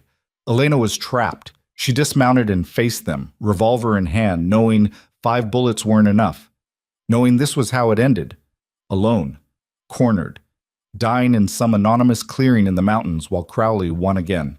Pike dismounted slowly, his hand on his gun but not drawing. Not yet. "You led us on a hell of a chase, I'll give you that. But it's over now. Lower the gun and come quiet. Mr. Crowley wants you alive if possible." "I'm not going anywhere with you." "You don't have a choice." "Everyone has a choice," Elena said. Her voice was steadier than she felt. "Even a bad one." Pike's eyes narrowed. "You'd rather die than come back?" "I'd rather die than belong to Victor Crowley." "Yes." For a moment something flickered across Pike's face. Not quite respect. More like recognition. The understanding that passed between 2 people who'd both been cornered by life and refused to surrender quietly. Then he drew his gun. Elena raised hers. And before either of them could fire, gunshots erupted from the tree line. Not from Pike's men, from somewhere else. Multiple rifles firing in controlled bursts, the sound echoing off the cliff face. One of Crowley's riders fell from his saddle. Then another. Pike spun, trying to locate the shooters, and took a round through his shoulder that knocked him backward. Men burst from the trees. Not Crowley's men. These wore badges. Federal badges. And at their head, riding a black gelding and firing with cold precision, was Cole Mercer. "Get down!" he shouted at Elena. She dropped flat as bullets screamed over her head. The clearing erupted into chaos. Crowley's men returning fire. Marshals pressing forward, horses screaming and men shouting, and the smell of gunpowder thick in the air. Elena crawled toward the tree line, keeping low, her revolver still in her hand but useless in this kind of fight. She reached the cover of a fallen log and looked back. Cole was off his horse, using it for cover, firing methodically. Barrett was beside him, directing his deputies with hand signals. They moved like a military unit, coordinated and disciplined, pushing Crowley's men back toward the cliff edge. Pike was still standing, blood streaming from his shoulder, firing one-handed. He locked eyes with Elena across the clearing and raised his gun. Elena raised hers. They fired simultaneously. Both missed. But Pike's second shot didn't. It hit the log beside Elena's head, showering her with splinters. She fired back, aiming for center mass like Cole had taught her, not trying for a kill shot, just trying to make him stop. The revolver clicked empty. Pike smiled and started walking toward her, raising his gun. Then Cole was there, tackling Pike from the side, both men going down hard. They rolled, grappling, Pike's gun flying away into the grass. The fight was brutal and desperate. Pike was bigger. Cole was faster. They traded blows that would have dropped normal men, both of them fighting with the kind of viciousness that came from having nothing left to lose. Pike got his hands around Cole's throat. Cole drove his knee into Pike's injured shoulder. Pike screamed and released him. Cole grabbed a rock and brought it down hard. Pike stopped moving. The clearing went quiet. Crowley's men were down or fleeing or hands in the air, surrendering. The marshals were regaining control. And Elena was still alive somehow, despite every plan to the contrary. Cole stood slowly, breathing hard, blood on his knuckles. He walked over to where Elena sat behind the log and squatted down beside her. "You okay?" he asked. Elena looked at him, at this man who kept showing up to save her life. "How did you find me?" "Tracked you. You're not as hard to follow as you think." He helped her stand. "And before you ask, yes, it was a trap in Red Hollow. And yes, we figured it out too late. And yes, I told Barrett we needed to turn around immediately because you were in danger. Chen is dead. Crowley killed him after he warned you, left his body in the hotel alley." Cole's voice was flat. "But he bought you enough time to run. That's something." Elena felt tears stinging her eyes. "He didn't even know me." Sometimes that's when it's easiest to be brave, when you don't have time to think about consequences. Cole looked at her seriously. "Are you hurt?" "I don't think so." "Good. Because we need to move." This was just the advance group. Crowley's got more men coming, and we're still a long way from safety. Barrett appeared, holstering his pistol. His face was grim.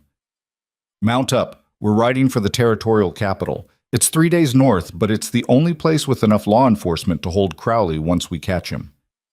"If we catch him," Cole said. "When we catch him." Barrett's voice was hard. "This ends now. No more running. No more close calls. We take Crowley down or we die trying." They rode north with the sun climbing toward noon, leaving the clearing and its dead behind. Elena rode beside Cole, too exhausted to speak, too numb to process what had just happened. She'd almost died. Again. And only luck and Cole's timing had kept her alive. How much longer could that luck hold? The question hung in Elena's mind as they rode through mountain passes that seemed to stretch forever. 3 days to the territorial capital.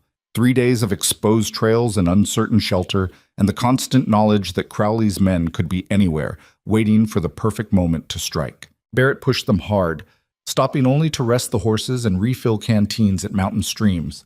They ate in the saddle, dried meat and hardtack that tasted like sawdust, and spoke little except to confirm directions or warn about terrain. The deputies rode in formation around Elena, treating her like precious cargo that might shatter if handled wrong. She hated it, hated being protected, hated feeling helpless while everyone else carried the weight of keeping her alive. By the second night, they'd reached a rocky outcropping that offered some shelter from the wind that had started howling through the passes. Barrett posted guards in shifts while the rest tried to sleep on cold ground with thin bedrolls. Elena sat away from the others, staring at the fire someone had built in a small depression that hid the flames from distant eyes. Cole found her there, carrying 2 cups of coffee that had gone lukewarm. "You should eat something," he said, settling beside her. "Not hungry."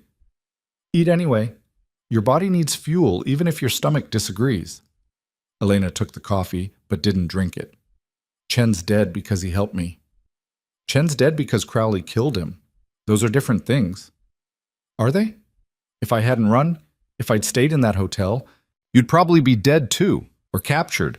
Chen gave you information and you used it to survive. That's not your fault." Cole's voice was patient but firm. "You can't take responsibility for every death in Crowley's wake. That's his burden, not yours." "It doesn't feel that way." "I know, but feelings aren't facts." He took a sip of his own coffee and grimaced. "This is terrible." Despite everything, Elena felt a smile tug at her mouth. "Then why are you drinking it?" "Because it's hot and it's liquid, and that's enough right now." Cole set down the cup and looked at her seriously. "Can I ask you something?" "Sure." "What are you going to do when this is over? After Crowley's arrested? After the trial? After everything?" Elena hadn't let herself think that far ahead. The future felt like a luxury she couldn't afford when survival was still uncertain. "I don't know. Go somewhere Crowley's never heard of, probably. Start over." "That's running." "Maybe running's smart. Maybe. Or maybe you've already proven you're stronger than that." Cole shifted, getting comfortable against the rock face. "Barrett offered me a deputy marshal position. Said I've got the skills and the instincts for the work." Elena looked at him in surprise. "Are you going to take it?" "I don't know yet. Part of me wants to." Likes the idea of doing something that matters instead of just shoeing horses and trying to forget who I used to be. He paused. But another part remembers what it costs. The danger, the violence, the way it changes you to spend your life chasing bad men through bad country. You're already changed, though. We both are. Yeah, but there's changed and then there's broken. I'm trying to figure out which one I am. Elena understood that. She'd been asking herself the same question since they left Red Hollow. I think broken people don't worry about whether they're broken. They just are. Cole considered that. So the fact that we're asking means we're not? Or it means we're broken enough to recognize it, but not broken enough to stop caring? That's cheerful.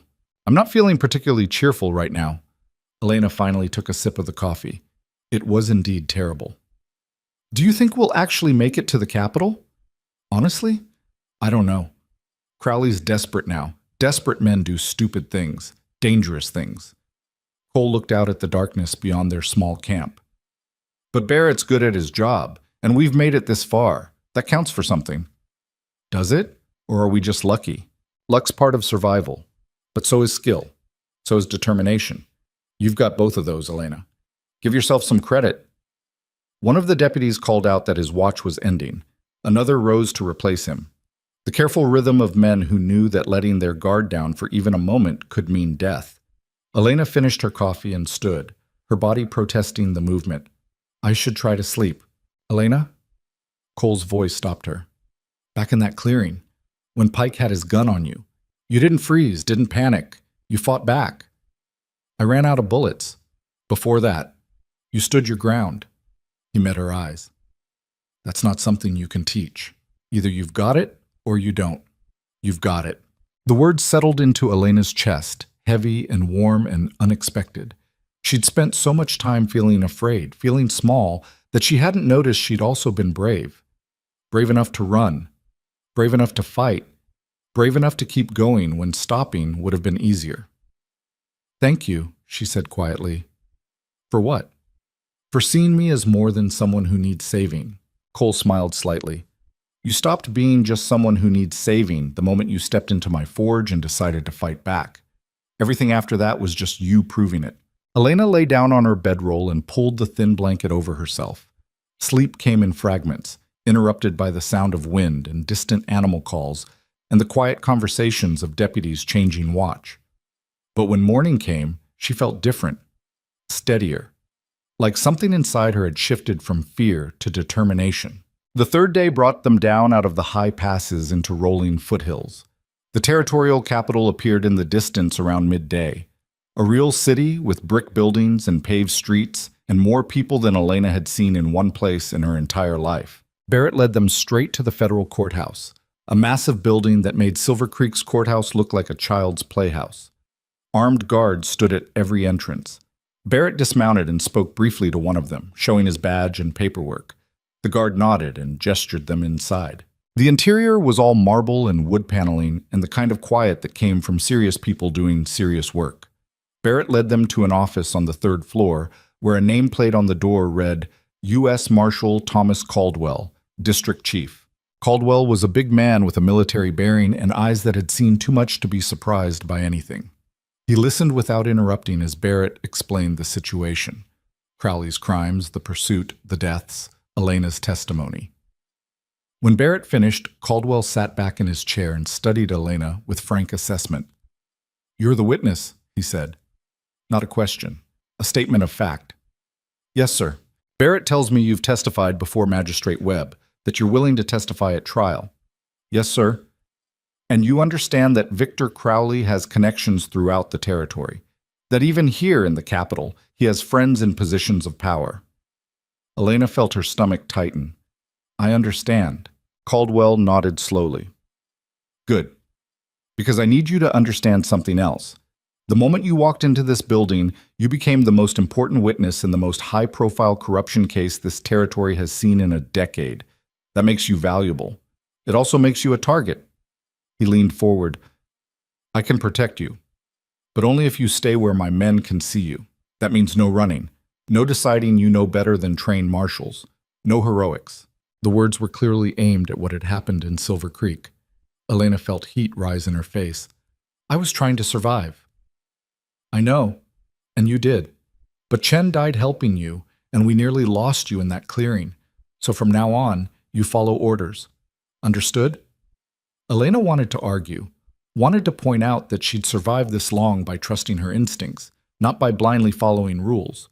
But Caldwell's expression made it clear this wasn't a negotiation.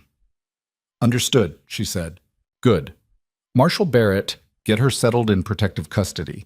I want guards on her 24 hours. Nobody gets access without my approval. Caldwell turned to Cole. Mercer, Barrett says you've been instrumental in keeping Miss Whitmore alive. I've helped, sir. That's modest. Barrett's report suggests you're the reason she's not dead 3 times over.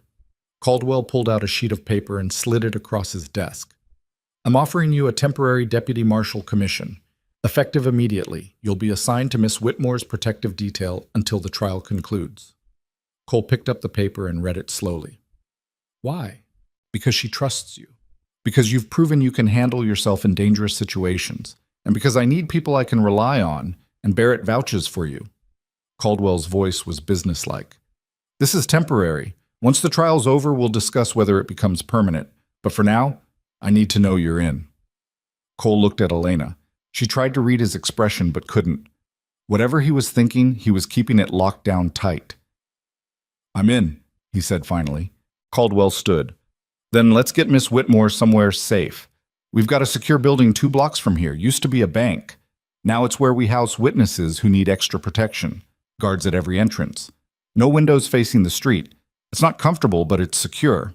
The building Caldwell described turned out to be exactly as advertised.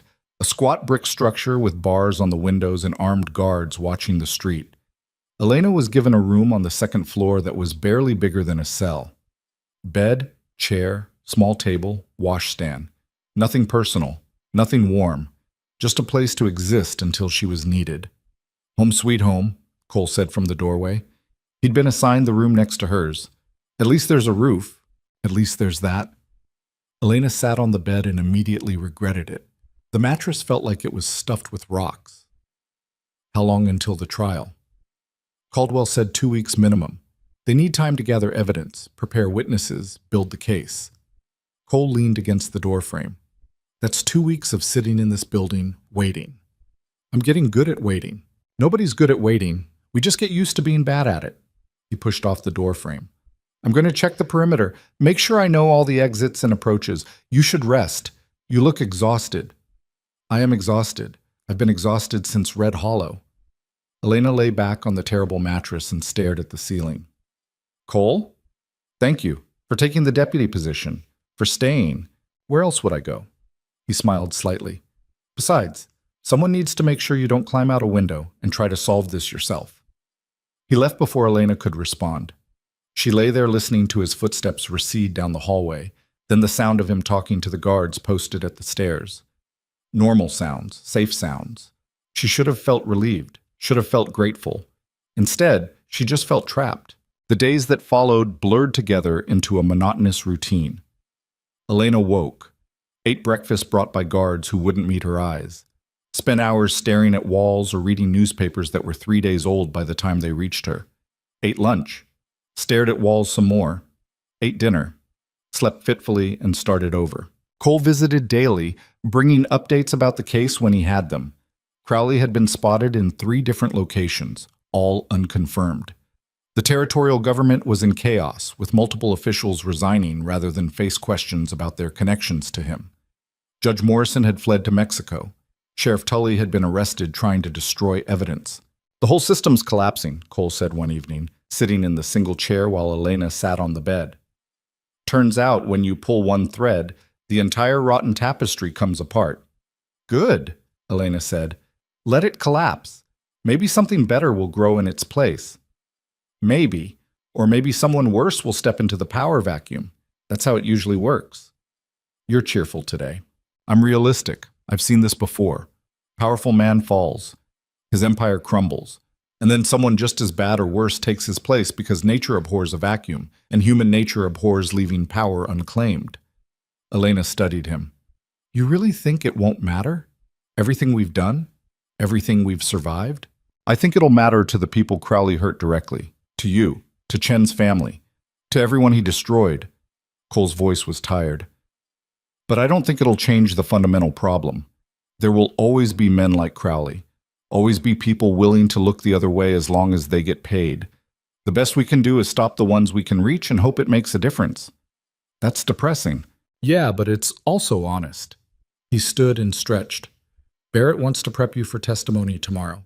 Go over your statement again. Make sure there's no holes the defense can exploit. The next day, Elena sat across from Barrett and a territorial prosecutor named Samuel Wexler, who looked like he'd rather be anywhere else. Wexler was thin and nervous, constantly adjusting his spectacles and shuffling papers. Miss Whitmore, he said, his voice reedy, I need you to understand that defending this case is going to be difficult. Crowley has retained the best attorneys money can buy. They're going to attack your credibility, suggest you're lying for attention or money, paint you as a hysterical woman making false accusations. Let them try, Elena said. They will try, and they'll be good at it, so we need to make sure your testimony is bulletproof. Wexler pulled out a sheet of paper covered in notes. Tell me again about the first time Crowley approached your father about the marriage contract. Elena told the story again, and again, and again. Each time, Wexler found new questions, new angles, new ways the defense might attack her version of events. It was exhausting and demoralizing, like being cross-examined by someone who was supposed to be on her side. You're hesitating when I ask about your father's state of mind, Wexler said after the fifth retelling. The defense will notice that. They'll suggest you're embellishing or making assumptions. I'm hesitating because talking about my father's weakness is painful, Elena snapped. Not because I'm lying. I know that. But the jury won't know that unless you control your emotions on the stand. You need to be calm, factual, no anger, no tears, just clear, consistent testimony. You want me to be a robot. I want you to be credible. There's a difference. Wexler set down his papers and looked at her with something approaching sympathy. I know this is hard, but if you break down on the stand, if you show emotion, the defense will use it against you. They'll suggest you're unstable, that your judgment can't be trusted. Elena felt something hot and dangerous building in her chest.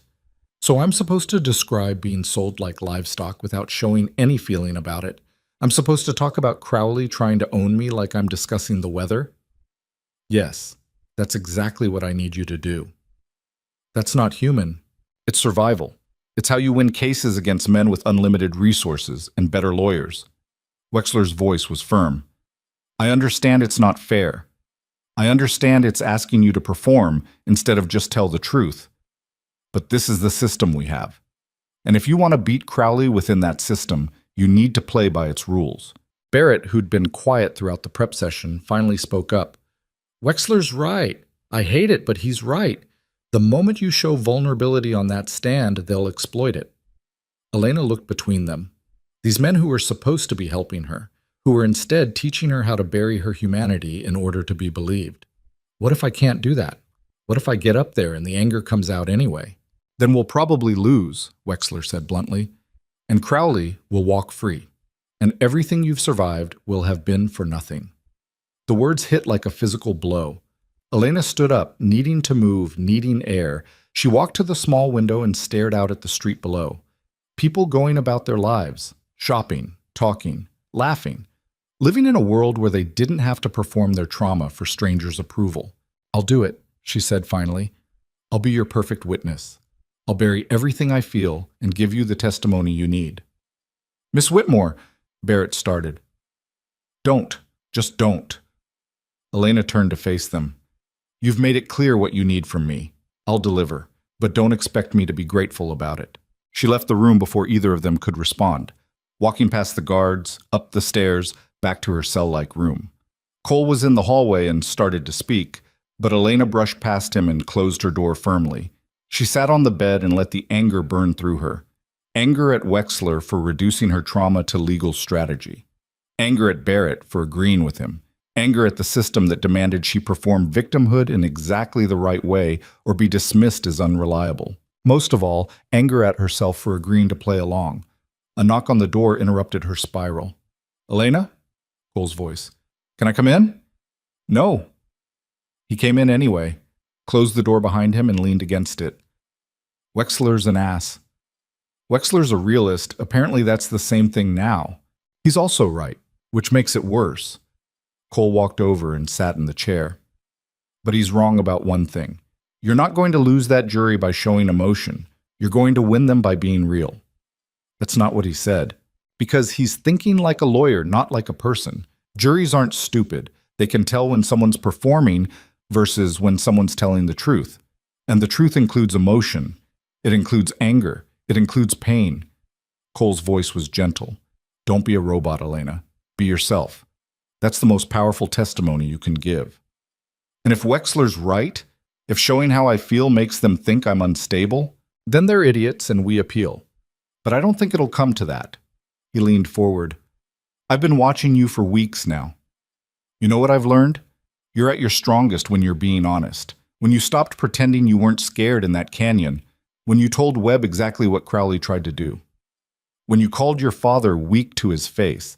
That's when you're powerful, not when you're performing. Elena felt the anger start to drain away, replaced by something more complicated. You have a lot of faith in me. Yeah, I do. Cole stood. Get some rest. Trial starts in 3 days. You're going to need your strength. The 3 days passed in a haze of nervous energy and constant preparation. Wexler drilled her relentlessly on her testimony until Elena could recite it in her sleep. Barrett reviewed security protocols, explaining how she'd be transported to and from the courthouse, where she'd wait between sessions, what to do if something went wrong. The night before the trial, Elena couldn't sleep. She lay in bed staring at the ceiling, running through her testimony in her mind, imagining all the ways it could go wrong.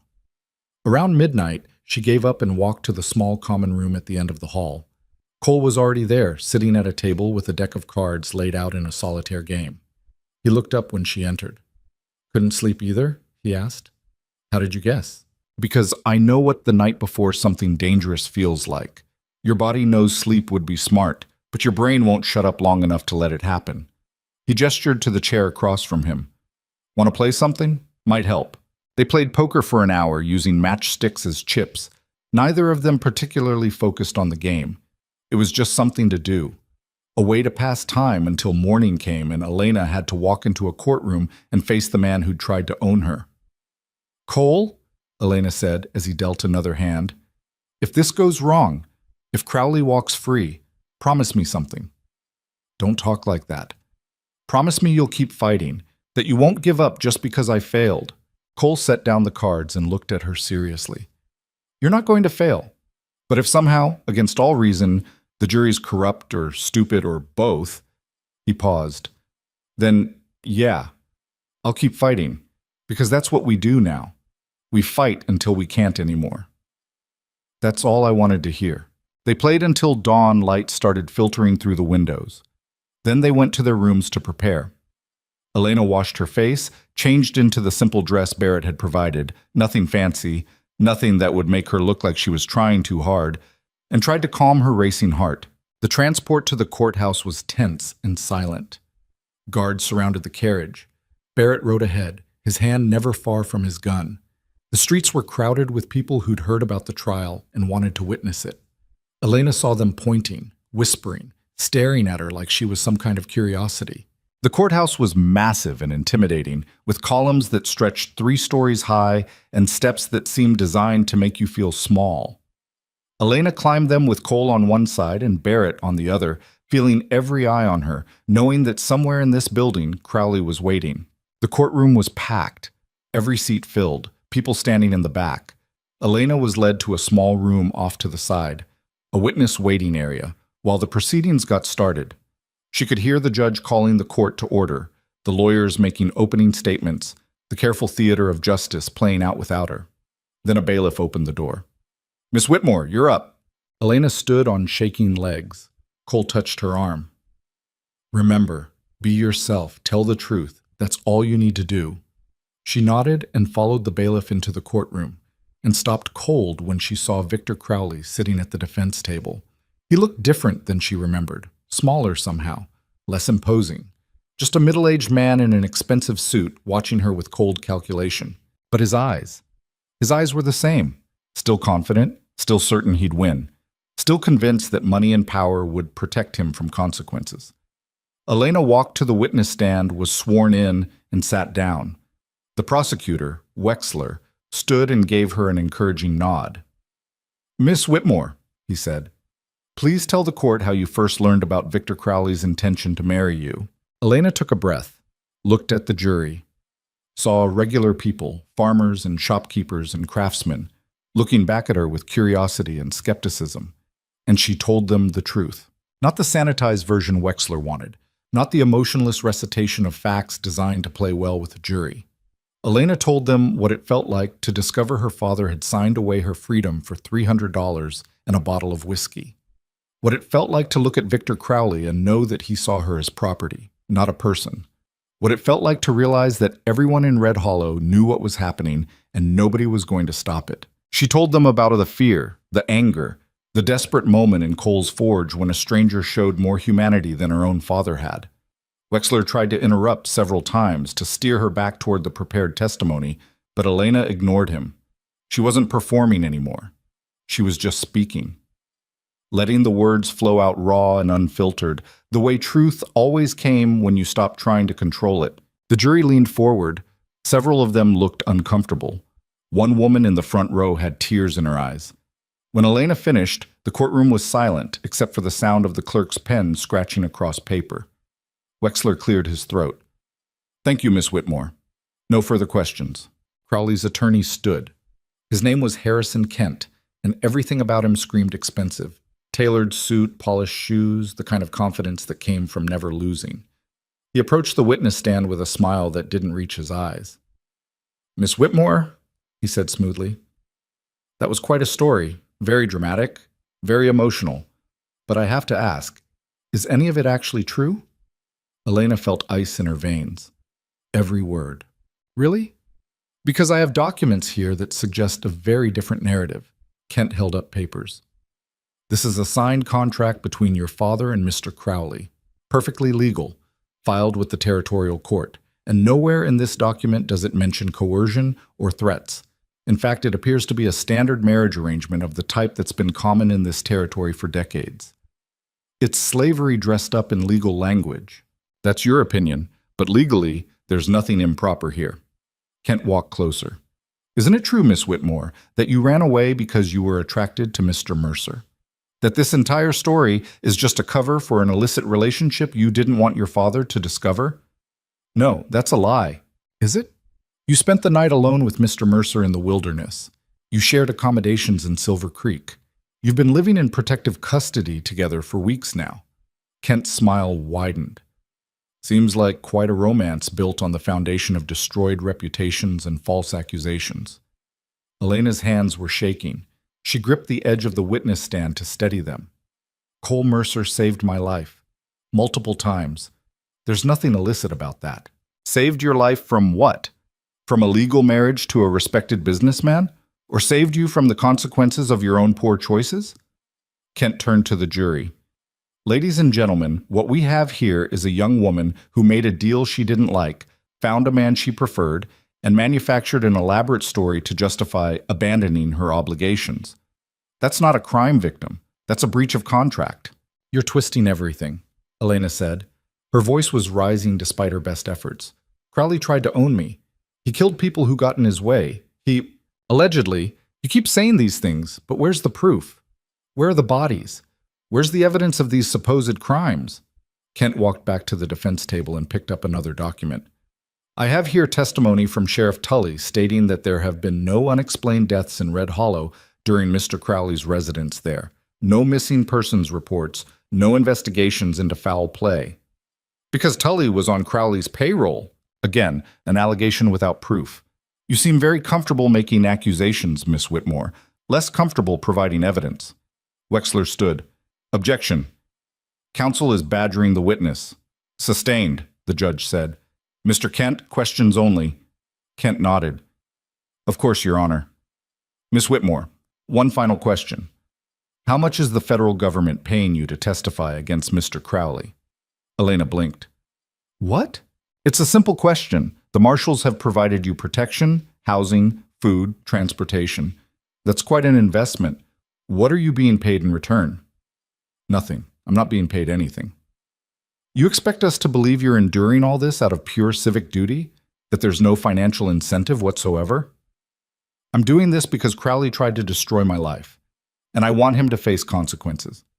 That's the only incentive I need. Kent smiled like she'd just proven his point. A woman scorned. How original.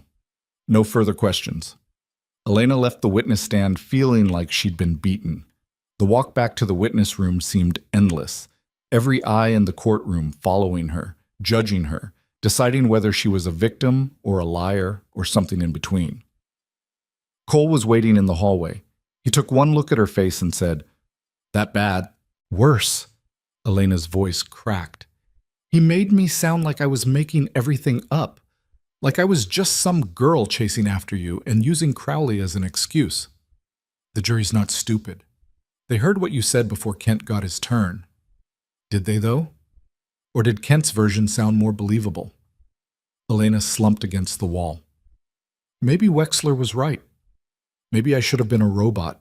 At least then Kent wouldn't have had all that emotion to use against me." "Stop!" Cole's voice was firm.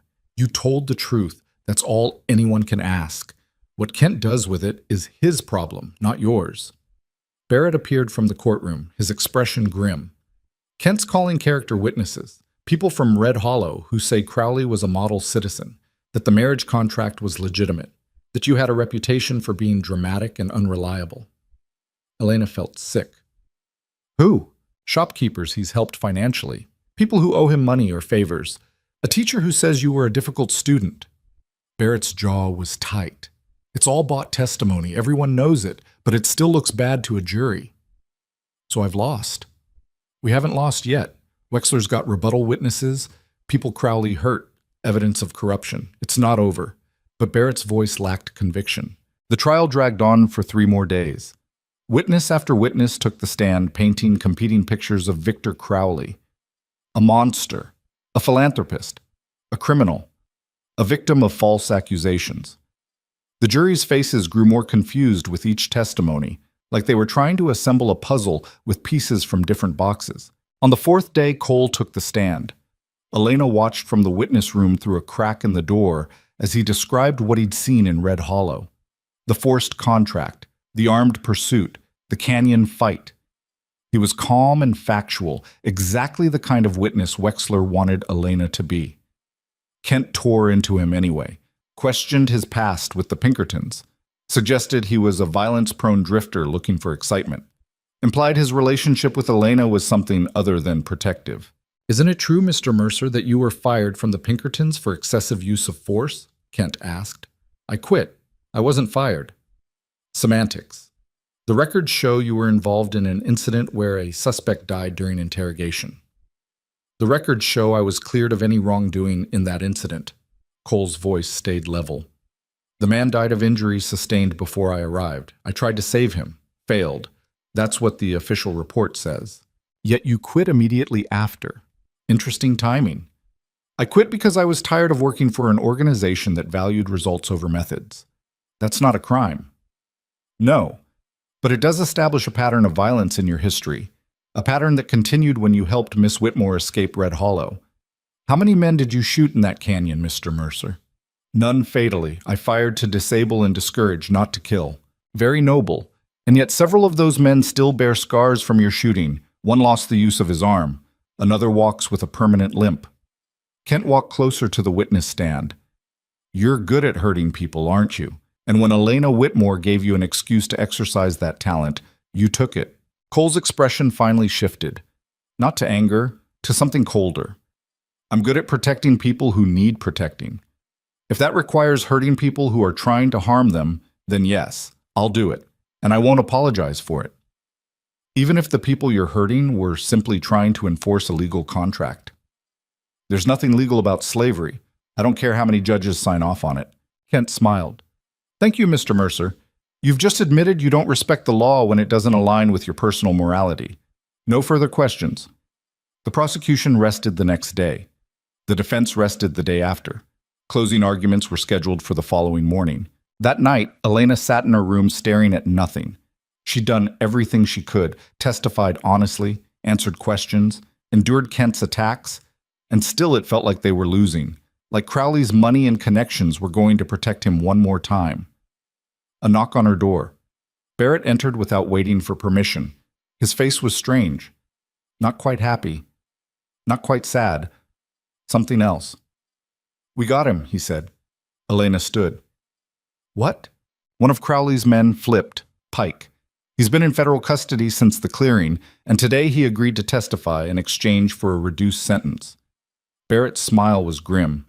"He's giving us everything. Names, dates, details about the illegal land acquisitions, bribes paid to judges and sheriffs. And most importantly, he's confessing to the murder of Sarah Brennan, Crowley's second wife. Says Crowley ordered it personally." Elena's legs went weak. She sat back down hard. "When?" "Tomorrow morning, before closing arguments. The judge is allowing reopened testimony based on new evidence." Barrett looked at her seriously. "This changes everything. Pike's testimony corroborates yours, proves Crowley's pattern of violence and corruption. The jury won't be able to ignore it." "Why?" Elena asked. "Why would Pike turn on him? Because Pike's 50 years old and looking at life in prison. Because he's tired. Because he finally realized Crowley was never going to save him." Barrett shrugged. "Honestly, I don't care why. I just care that he's doing it." Cole appeared in the doorway. "You heard?" Elena nodded, still processing. "It's really over?" "Almost. Jury still has to convict, but with Pike's testimony, that's almost certain." Cole leaned against the doorframe. "You did it, Elena. You stood up to one of the most powerful men in the territory, and you won." "We won, all of us." Elena looked between them. "I couldn't have done this alone." "Nobody does anything important alone," Barrett said. "That's the point. One person standing up is brave. A community standing up is unstoppable." He headed for the door. "Get some rest. Tomorrow's going to be a long day." Pike's testimony the next morning was devastating. He sat in the witness stand, this man who'd hunted Elena through the mountains, and calmly described years of criminal activity orchestrated by Victor Crowley.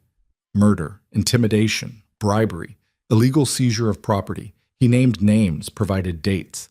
Detailed conversations where Crowley had explicitly ordered violence against anyone who opposed him. Kent tried to discredit him, suggesting he was lying for a plea deal, but Pike's answers were too detailed, too consistent. You could see it in the jury's faces. They believed him. When Pike described strangling Sarah Brennan in the woods outside Red Hollow and burying her body in an unmarked grave on Crowley's orders, 2 jurors looked away. One woman covered her mouth. Crowley sat perfectly still through all of it, his face a mask. But Elena could see the calculation in his eyes. He was already planning his next move, already thinking about appeals and legal maneuvers and how to survive this. Closing arguments were brief. Wexler summarized the evidence. Kent argued reasonable doubt. The judge gave instructions to the jury. They filed out to deliberate. And then there was nothing to do but wait. The wait lasted 6 hours.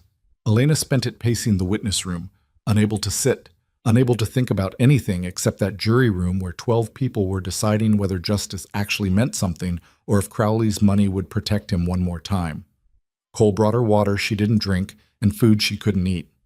Barrett checked in every hour with updates that amounted to nothing. The jury was still out. No one knew how long it would take. Verdicts were impossible to predict. As evening approached, Elena stood at the window, watching the sky turn orange and pink. Somewhere out there, her father was probably drinking himself unconscious. Somewhere, Chen's family was mourning. Somewhere, the people of Red Hollow were going about their lives, still living under the shadow of Crowley's empire, even though the man himself was on trial. "They're coming back," Barrett said from the doorway. Elena's heart stopped. "Already?" 6 hours is actually fairly long. Could mean they're being thorough, or it could mean they're deadlocked and arguing. He gestured toward the courtroom. Either way, we're about to find out. The courtroom was packed even tighter than before. Word had spread that a verdict was coming. Elena took her seat behind the prosecution table, Cole beside her, Barrett standing against the wall with his hand near his gun. The jury filed in. Elena tried to read their faces but couldn't. They looked tired, drained, like they'd been carrying something heavy and were relieved to set it down. The judge looked at the foreman, an older man with weathered hands. "Has the jury reached a verdict?" "We have, Your Honor. On the charge of human trafficking, how do you find?" Guilty. Elena's breath caught. She heard someone gasp behind her, felt Cole's hand find hers under the table. On the charge of corruption of public officials? Guilty. On the charge of conspiracy to commit murder? Guilty. On the charge of first-degree murder in the death of Sarah Brennan? The foreman paused, looked at Crowley, looked back at the judge. Guilty. The courtroom erupted, people shouting, some celebrating, others protesting. The judge hammered his gavel, calling for order, threatening to clear the room. Elena sat frozen. It didn't feel real, couldn't be real. Men like Crowley didn't lose. They bought their way out, or intimidated their way out, or killed their way out. They didn't sit in courtrooms and hear the word guilty over and over like a death sentence. But there he was, Victor Crowley, the man who'd tried to own her, standing now, his face finally showing emotion, shock and rage and disbelief all at once. His lawyers were talking urgently, but he wasn't listening. He was looking at Elena, and for the first time since this started, she didn't look away. She held his gaze and let him see everything she felt. The fear he'd caused, the anger he'd earned, the satisfaction of watching his empire crumble. Then she smiled. Not a big smile, not triumphant, just a small, tired acknowledgement that she'd survived him, that she'd won. Crowley's face went white. He looked away first. The judge was sentencing him now. Life in federal prison for the murder charge, 20 years for trafficking, 10 years for corruption, all to be served consecutively. Crowley would die in prison. He'd never walk free again. Guards led him out in chains. As he passed Elena's seat, he stopped. The guards tried to pull him forward, but he planted his feet. "This isn't over," he said quietly, just to her. "I have friends, people who owe me. They'll make sure you pay for this." Cole started to stand, but Elena put a hand on his arm. She looked at Crowley and spoke just as quietly. "Then they'll have to find me first. And I'm done being easy to find." Crowley opened his mouth to respond, but the guards yanked him forward. He stumbled, caught himself, and was led out of the courtroom, still trying to look dignified in chains. The judge dismissed the jury with thanks and adjourned the court. People flooded forward, wanting to congratulate Elena, to shake her hand, to tell her she was brave. She endured it numbly, barely hearing their words, still processing that it was actually over. Barrett pulled her aside eventually. "Witness protection. We can arrange it if you want. New name, new town, complete fresh start." Elena thought about it. About disappearing, becoming someone else, living the rest of her life looking over her shoulder, waiting for one of Crowley's friends to make good on his threat. "No," she said. "I'm done hiding." "Elena, the threat's real. Just because Crowley's in prison doesn't mean—" "I know, but I spent my whole life being small and quiet and trying not to be noticed. It didn't protect me. It just made me easier to control." Elena looked at him steadily. "I'm not doing that anymore." Barrett studied her, then nodded slowly. "All right, but you take precautions, you stay alert, and if anything feels wrong, you contact me immediately." "I will." Cole walked her out of the courthouse into the evening air. The streets were still crowded, people milling around, discussing the verdict. Elena felt disconnected from all of it, like she was watching the world through glass. "You okay?" Cole asked. "I don't know. Ask me tomorrow, or next week, or next year." Elena took a deep breath. "What are you going to do now? Barrett's job offer still standing?" "Yeah, he wants me to start as a full deputy marshal. Says I've got a talent for the work. Do you want to?" Cole was quiet for a long moment. "Part of me does. Likes the idea of doing something that matters. But another part remembers my brother. Remembers what happened when he stood up to powerful men, and wonders if I'm just setting myself up for the same fate." "Your brother died because nobody helped him," Elena said. "You wouldn't be alone. You'd have Barrett, other marshals, a whole system backing you up." "Systems fail, people fail." "Yeah, but they also succeed sometimes." Elena looked at him. "You told me once that living with doing nothing was worse than dying trying to do something right. Did you mean it?" Cole smiled slightly. "Using my own words against me. That's not fair." "Life's not fair. We've established that pretty thoroughly." Elena felt something settling inside her, a decision she didn't know she'd been making. "I'm going back to Red Hollow." "What? No, that's—" where I'm from, where my mother's buried, where I have a right to exist without fear. Elena's voice was firm. Crowley's gone. His empire's collapsing. The people there need to know that change is possible, that standing up to corruption actually works sometimes, and I need to prove to myself that I can go home. It's not safe. Nowhere's safe, but Red Hollow is mine. I'm not giving it up just because Crowley tried to take it from me. Elena looked up at the stars beginning to appear in the darkening sky. Besides, someone needs to rebuild what he destroyed. Might as well be me. Cole was quiet for a long time. Then he said, I'll come with you. You don't have to. I know. But Barrett's offering me a deputy marshal position in any jurisdiction I want. Red Hollow's in that territory. Someone needs to make sure the new sheriff isn't corrupt. He met her eyes. And I'm not done watching your back yet. Elena felt her throat tighten. Thank you. For what? For being the person who helped when nobody else would. For teaching me I was stronger than I thought. For...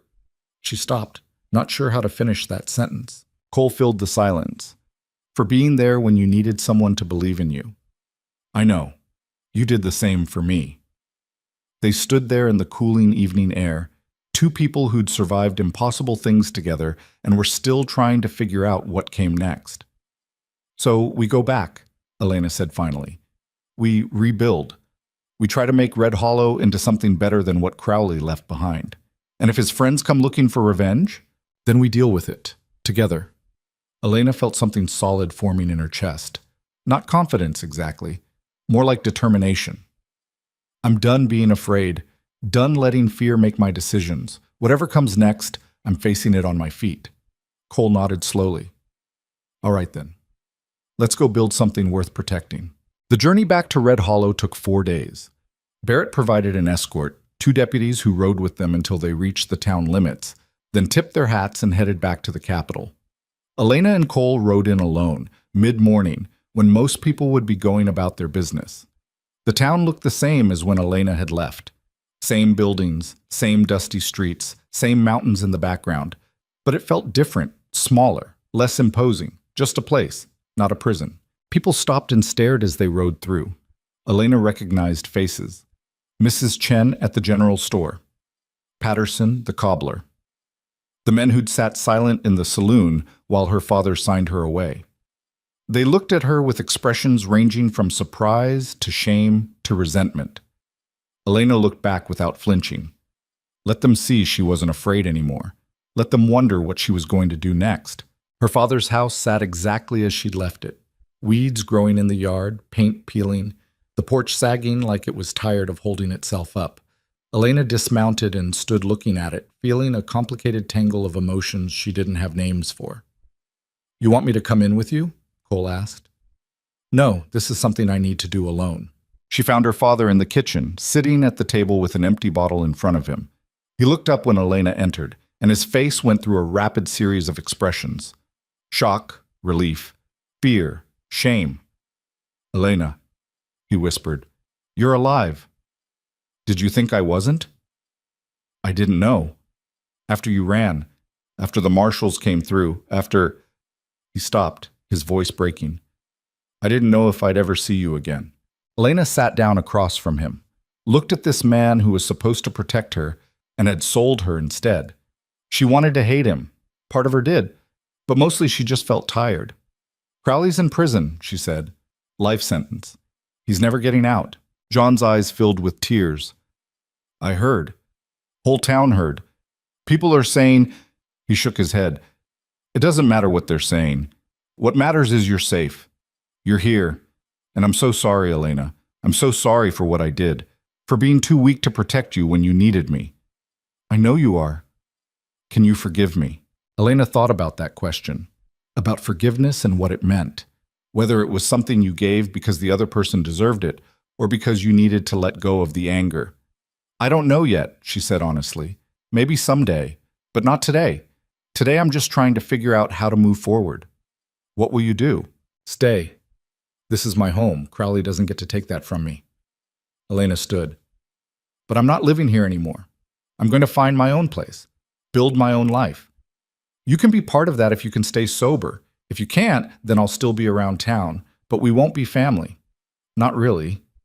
John nodded slowly. That's fair. More than fair. He looked at her with something approaching pride. You've grown strong. Your mother would be proud. I hope so. Elena headed for the door, then paused. There's a meeting at the town hall tonight about electing a new mayor and sheriff now that Morrison and Tully are gone. You should come. People need to see that change is possible, even for people who made mistakes. She left before he could respond, walked out into the sunlight and found Cole waiting by the horses. How'd it go? He asked. About as well as it could.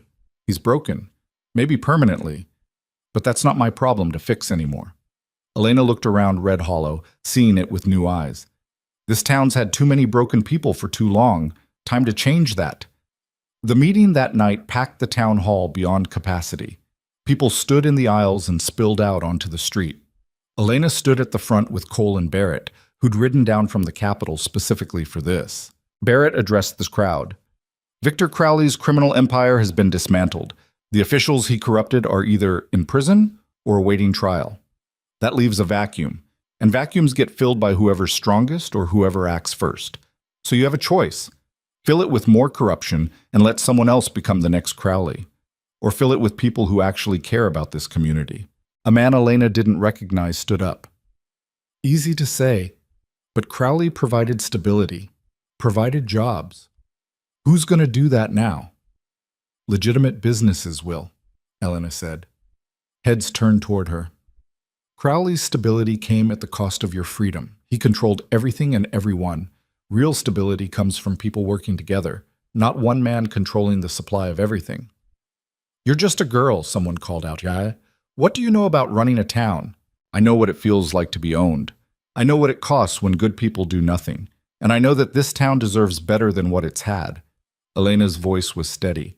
I'm not saying I have all the answers, but I'm saying we should figure it out together instead of waiting for another tyrant to tell us what to do. Mrs. Chen stood up. Miss Whitmore's right. We've been afraid for too long. My family lost our bank to Crowley. Others lost their land, their businesses, their dignity. Time we took it back. Others started standing, speaking up, sharing stories about what Crowley had taken from them. The meeting transformed from a political gathering into something more like a reckoning. People finally saying out loud what they'd been thinking in silence for years. By the end of the night, they'd elected new leadership. A rancher named Thomas Kemp for mayor, a man Crowley had never been able to corrupt despite trying. A former army captain named Sarah Billings for sheriff, the first woman to hold the position in the territory. And a citizens' council that included Mrs. Chen, Patterson the cobbler, and eventually John Whitmore, who'd shown up halfway through and sat in the back looking like he wanted to disappear. As people filed out, Barrett pulled Elena aside. You did good tonight. Gave people hope. That matters. Will it be enough, though? Hope doesn't rebuild businesses or restore stolen property? No. But it's the foundation everything else gets built on. Without hope, people don't try. Don't fight. Don't believe change is possible. Barrett smiled. You proved change is possible. Now comes the hard part, actually building something better. Over the following months, Red Hollow transformed slowly and imperfectly. The Chen family reclaimed their bank with assistance from territorial funds earmarked for restitution. Businesses that had operated under Crowley's thumb started functioning independently. Property seized through corruption was returned to rightful owners or sold to pay damages. It wasn't smooth. There were fights about who deserved what, arguments about how to divide resources. People who'd benefited from Crowley's system resented losing their advantages. But gradually, painfully, the town started functioning like a community instead of a dictatorship. Elena bought a small house on the edge of town with money she'd earned working as a clerk for the new sheriff's office. Nothing fancy, just 2 rooms and a porch. But it was hers, bought with her own money, answering to nobody. Cole took a permanent position as deputy marshal, working with Sheriff Billings to establish actual law enforcement instead of Crowley's version of protection rackets disguised as security. He moved into rooms above the stable near Elena's house, close enough to help if needed, but far enough to give her space. They settled into a routine that was comfortable and undefined, working together, eating meals at the boarding house, walking through town in the evenings while Elena told Cole stories about growing up there, and Cole described his cases. People asked if they were courting. Elena never knew how to answer. What they had was deeper than romance and more complicated than friendship. They were survivors bound by shared trauma and mutual respect. Whether that would evolve into something else, neither seemed in a hurry to decide. One evening, 6 months after the trial, Elena stood on her porch watching the sun set over the mountains. Cole appeared walking up the road, still wearing his deputy marshal badge. "Long day?" she asked. "Caught 3 men trying to set up a gambling operation in the back of Harper's saloon. Turns out they were connected to some of Crowley's old associates, still trying to reclaim territory." Cole sat on the porch steps. "They're in jail now, but it made me think." About? About how this never really ends. There'll always be someone trying to take advantage. Always be corruption trying to creep back in. We might have beaten Crowley, but we didn't beat the fundamental problem. Elena sat beside him. "So what do we do?" "We keep fighting, keep pushing back. Hope that every time we do, it gets a little easier for the next person to stand up." Cole looked at her. "You ever regret it? Everything that happened? The running and the fighting and the trial?" Elena thought about the question seriously. About the girl she'd been 6 months ago, terrified and trapped, believing she had no choices. About the woman she'd become, scarred and stronger, and still figuring out who she wanted to be. "No," she said. "It was hard. It was terrifying. People died. But I'd rather have fought and survived than surrendered and died inside." She paused. "You?" "Same. My brother stood up to a corrupt man and died for it. I ran away and spent 6 years hating myself. At least now when I look in the mirror, I see someone trying to be better instead of someone failing to forget." They sat in comfortable silence as the sky turned from orange to purple to black. Stars emerged one by one, the same stars that had watched them flee through the wilderness, fight in canyons, testify in courtrooms. "Cole?" Elena said eventually. "Thank you for everything. For being the person who saw me as more than a victim. For believing I could survive when I didn't believe it myself. You would have survived without me. Maybe differently, but you would have found a way. Maybe, but I'm glad I didn't have to find out." Elena stood and stretched. "You want to come in? I made stew. It's probably terrible, but it's food." Cole smiled.